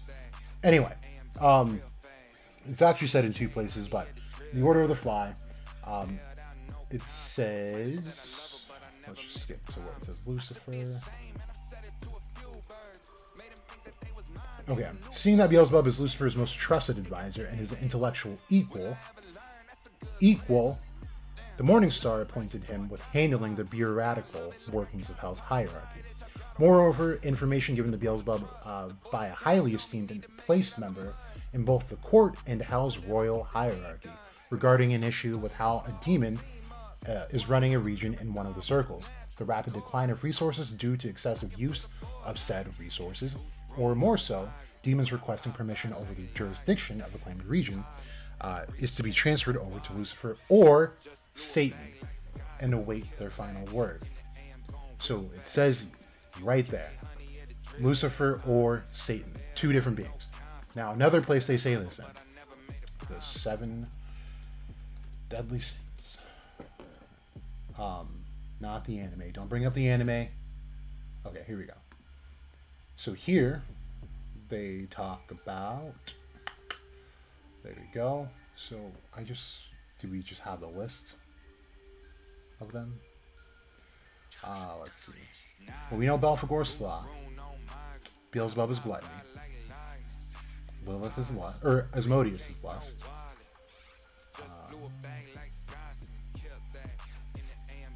Bro, what the hell? What the hell? Okay, so check it out. Pride belongs to Satan. Do what? No. This is just... I just need the list. List of demons of 7 devils. Okay, there we go. We have Lucifer for pride, Beelzebub for gluttony, Satan, Satanas is the Latin form of Satan, as wrath, Abaddon, sloth. Whoa, what list is this? No. Hold up.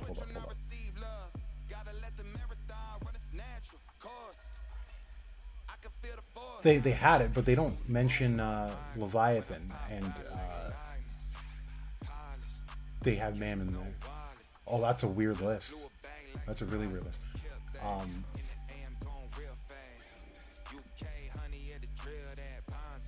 Yeah, that was a hot take. Okay, here we go. So Lucifer's bride, Beelzebub, is gluttony. Satan is wrath. Leviathan, envy. Mammon, greed. Belphegor, sloth. Asmodeus, lust. And again, we have separated effectively Satan and then Lucifer. Have always been two separate beings. And there's a specific video on this channel, maybe even two, where I talk about how we have to look out for these things. Satan is not even a true name. Satan is a title. Most of these are actually titles. But Satan especially is just one who opposes God, the adversary of God. So Adremelech is noted as a Satan. He is the first Satan of the Qliphoth. And there are other Satans. Pretty much all the kings are Satans. So it's just a broad term. So naming him Lucifero was probably just to differentiate and not give him that title as a name. But anyway, yeah, I just wanted, just again, spread the word. Anyway, what are you guys saying? What's up, Bruce? Do you think Hino could be Garden of Eden? Or do you think there could be multiple? I mean, I think you're asking that because I've already said that there are multiple Gardens of Eden, so yes. While I'm not saying that this is where Adam and Eve are, yes, these are going to be like parallel to Gardens of Eden. Very disappointed that we haven't seen Adremelech's magic yet. Why? Everything is, it's just pacing. Just got to be patient, It's the same thing with the whole Lucifero thing. Everyone was like, no, this is the endgame villain. Disappointed in him. And if you looked at him as an endgame villain, yeah, he should be. But he wasn't. He was never meant to be. So just wait for the story. Let the man cook. Everything comes in due time. But other than that, Samuel, I see you said something. You retracted it. Whatever it was. Cool, I guess. I don't know. But hi. Good to see you. But I'm also going to take this opportunity to head on out. Got a lot of homework to do. I will probably see you guys tomorrow because I do want to read the chapter with you guys. And we can talk about Ryu's eye in a bit more depth because there's a bit more that I did find out about eyes and stuff that correlates to everything we talked about today. So, with that, I will see you guys tomorrow. You guys stay safe, stay out the way.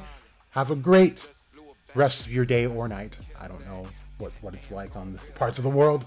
But yeah, you guys do what you do. This has been Jack Goes to Go. You either know or you don't.